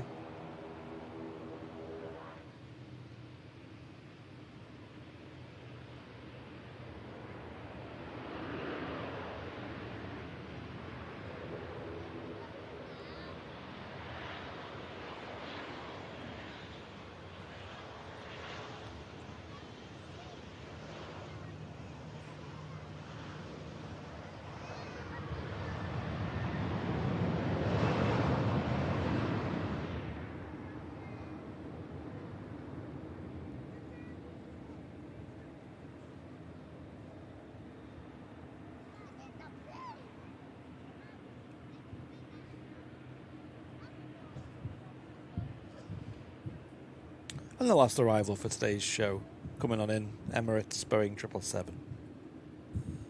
Thank you once again for the support on today's show, folks. Those who gifted memberships, sent in donations. It does help out a lot. It is hard work streaming in these conditions. So I'm sure plenty of iced coffees will be purchased to keep us going. Yeah, thanks, chat. Very much appreciate the support on the Wednesday shows. They are typically a lot quieter than our weekends, so anyone who's supported today, thank you very, very much. And thanks to everyone who's tuned in as well. Mods, of course, as well, being at their PCs in this horrible weather. Thank you, mods. We'll look forward to seeing you all on Saturday. Cheers, the Squishy Rogue. Appreciate it. Saying great show, lads. Thank you.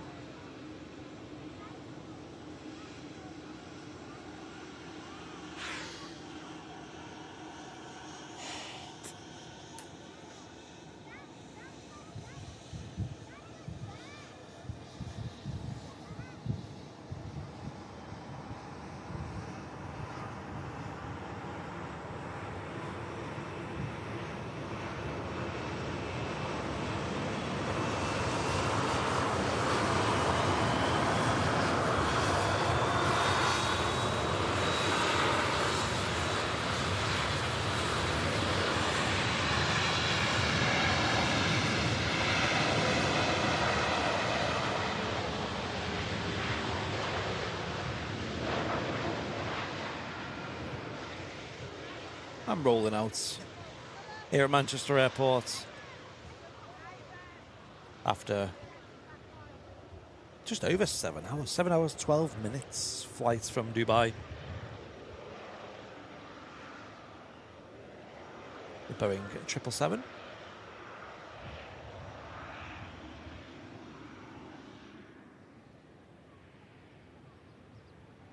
And we got the Jinyao Dreamliner on a taxi out also. One of the slightly less spectacular liveries on the Chinese-based operator. Some of their schemes, like the Silk Ribbon scheme and the Oriental Ruby liveries, just look incredible on these Dreamies.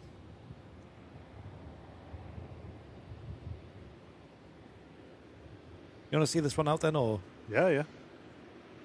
Shouties?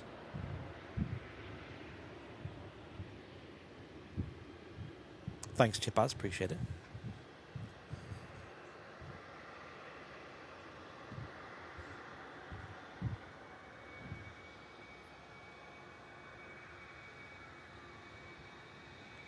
And thanks, Theme Park Carl, saying cheers, guys. Have a great weekend. Thank you. Thanks for your gifted membership before, mate. Yeah, that'll be a busy one for us, for sure.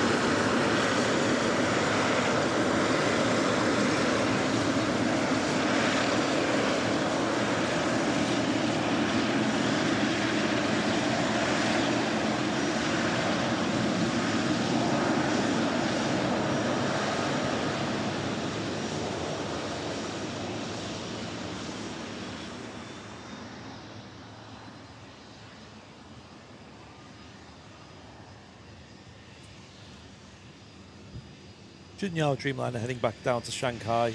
That's now lined up on runway 23 left. Awaiting takeoff clearance.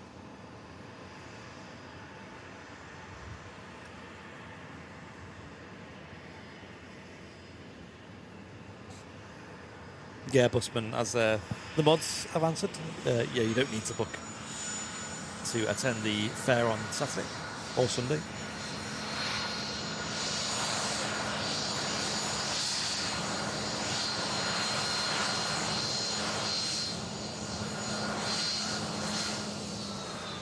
Are airplanes the only reliable transport in the UK today? Yeah, I'm not sure. I assume there's probably a bit of disruption, isn't there, from the heat?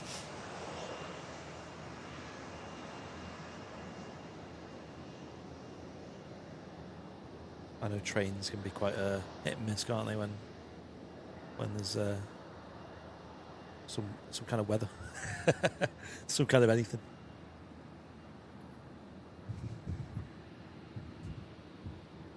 Mate, have you ever seen them Kia Stinger cars? Oh, yeah. They look just like Maseratis, man. Yeah. One's just drove past here at the RVP. I'm like, what, Maserati? And then I look at the back of it, it's a Kia. It's a Kia. Mental. It's, I think it's quite common to debadge them. I'm not surprised. Because me and Sam seen one on the road and we were like, oh, it's a Stinger, what's this? Oh, it's just a Kia.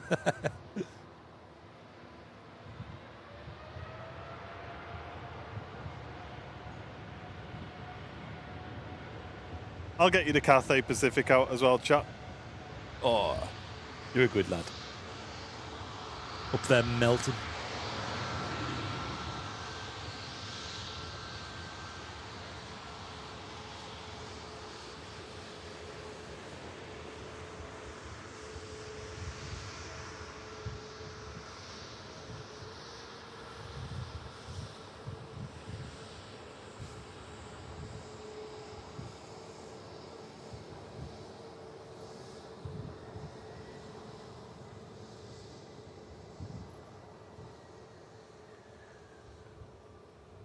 Yeah, I'm so out of the loop with cars these days. Like, what new cars are on the road? I don't know half of them are.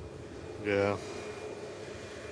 I wonder as well, because a lot of people lease their cars these days. I wonder if that means that there's a lot more new cars on the road. I think it is, but I don't know if I could afford it and if I was a bit more confident with, with looking at cars and understanding possible faults and stuff like that. I'd really love to get an older car. Mm.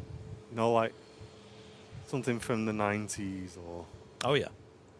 something like that. I think I'd really like to get an older car. Yeah. Because I just feel like newer cars, they've just not really I think like a lot like aviation really, you kind of lost we're going to just put this in just to make the experience nicer. Do you know what I mean? Yeah. I think a lot of that's gone. I think so. I'd love to, drive something a bit older. But like I say, I don't think I'd be confident to go and look at a car and know what I'm looking at. Because I bet there's some people who can just look at it or look underneath and go, oh, yeah, don't buy that. Exactly. That's going to go soon or something. Do you know what I mean? I've done that a few times in life where I've bought a car and just missed something that's quite obviously not right.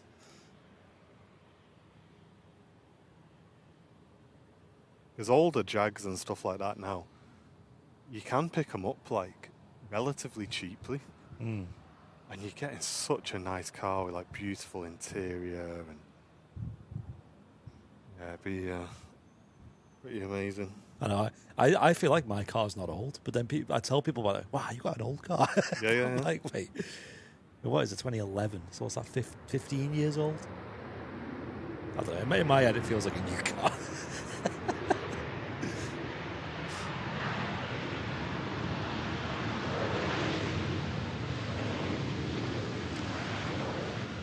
Cathay Pacific A350 lined up on 23 left. There's a Brussels just ahead. Going to be taken off first.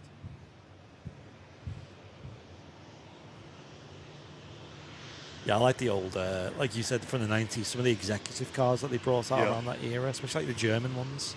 Yeah, man. Like the old Mercs, the old BMWs. Wow. Yeah, it'd be so good. It's dead classy, aren't they, as well? Yeah.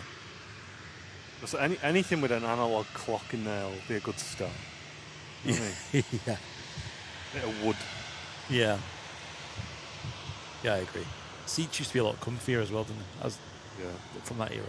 Well, then again, you've also got the issue of massive V8s and just ridiculous engines that are just going to get ridiculous fuel consumption. Yeah, that's one issue in mine. Yes, one I knew had an old Jag XJ, like the old, old I want an series. XJ6. Yeah, That's my one. If anyone's got an XJ6 they just want to donate to Airliners Live, yeah. wow, that'd be a bit of me, that. This one. XJ6, the one with it looks a bit, just, I don't know what it is about it, man. It's just the shape of it, the interior, something else, man. This guy had one, and you look at it, and it's it looks like an old man's car, that. But it had a V8 in it. Yeah. It's like, wow. Go on, then. I'll have a bit of that. Or is it the XJR? That's the cool. other one.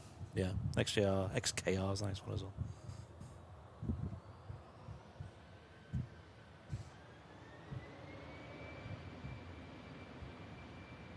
Yeah, for me as well, it looks, the visuals of a car, I think a lot of cars these days just look the same. Mm.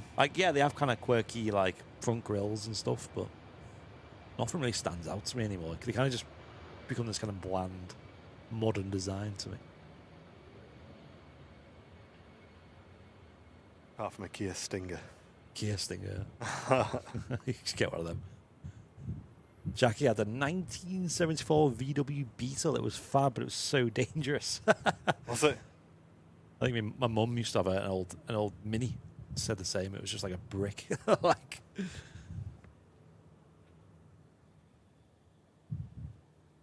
There's no airbags in them old Minis, was there either? No seatbelts in a lot of them as well. No headrests. Here we go. Last departure for the day. Singapore, heading off to Singapore. Cathay Pacific, heading off to Hong Kong. Oh, that's the one, yes. Heat's frazzling my brain at the moment.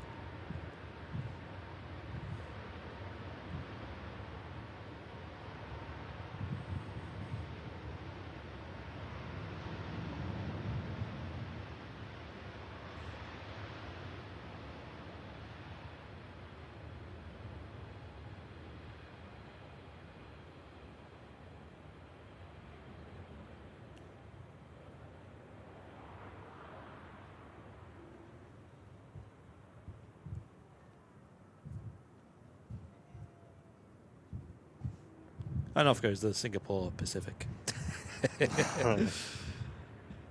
Thank you, folks, for tuning in today, and thank you to Martin for jumping up on the camera there for the last hour or so. Nice, thanks everyone. In this heat, it's pretty nuts out there. And as I mentioned, folks, we'll probably be live on Friday, but we'll definitely be live on Sunday for you folks. So make sure you tune into that. But more importantly, if you can make it, come on down on Saturday to that hangar over there. You're all invited. And it's the TAS Memorabilia Fair Someone, and it's the first one for about 2.5 years. So it'd be great to see you back and saying hello, having a look at our app, Fleet Log, giving it a go, and supporting the stand as well. Get your hands on these awesome lanyards as well. Yeah, really looking forward to seeing you all. Vibes are going to be up, like I say, TAS Fair's back. And yeah, whole team's going to be there, so we're looking forward to it. And we'll definitely be back live with you on Sunday as well. All being well. Just hoping for a little Wookiee just to finish the show, just a little one. I don't think there's any chance. But the XKR was like an Aston Martin, but about 60 grand cheaper. Yeah. Very classy still, though. Still has that class.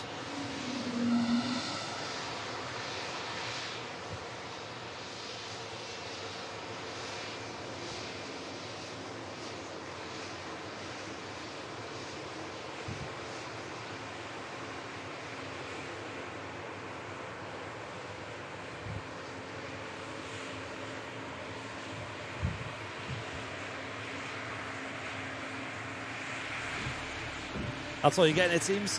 A little Wookiee howl to wrap the show up today. Thanks for watching, and we'll see you all on Saturday. Nice one, guys. Take it easy. See ya. Ciao for now.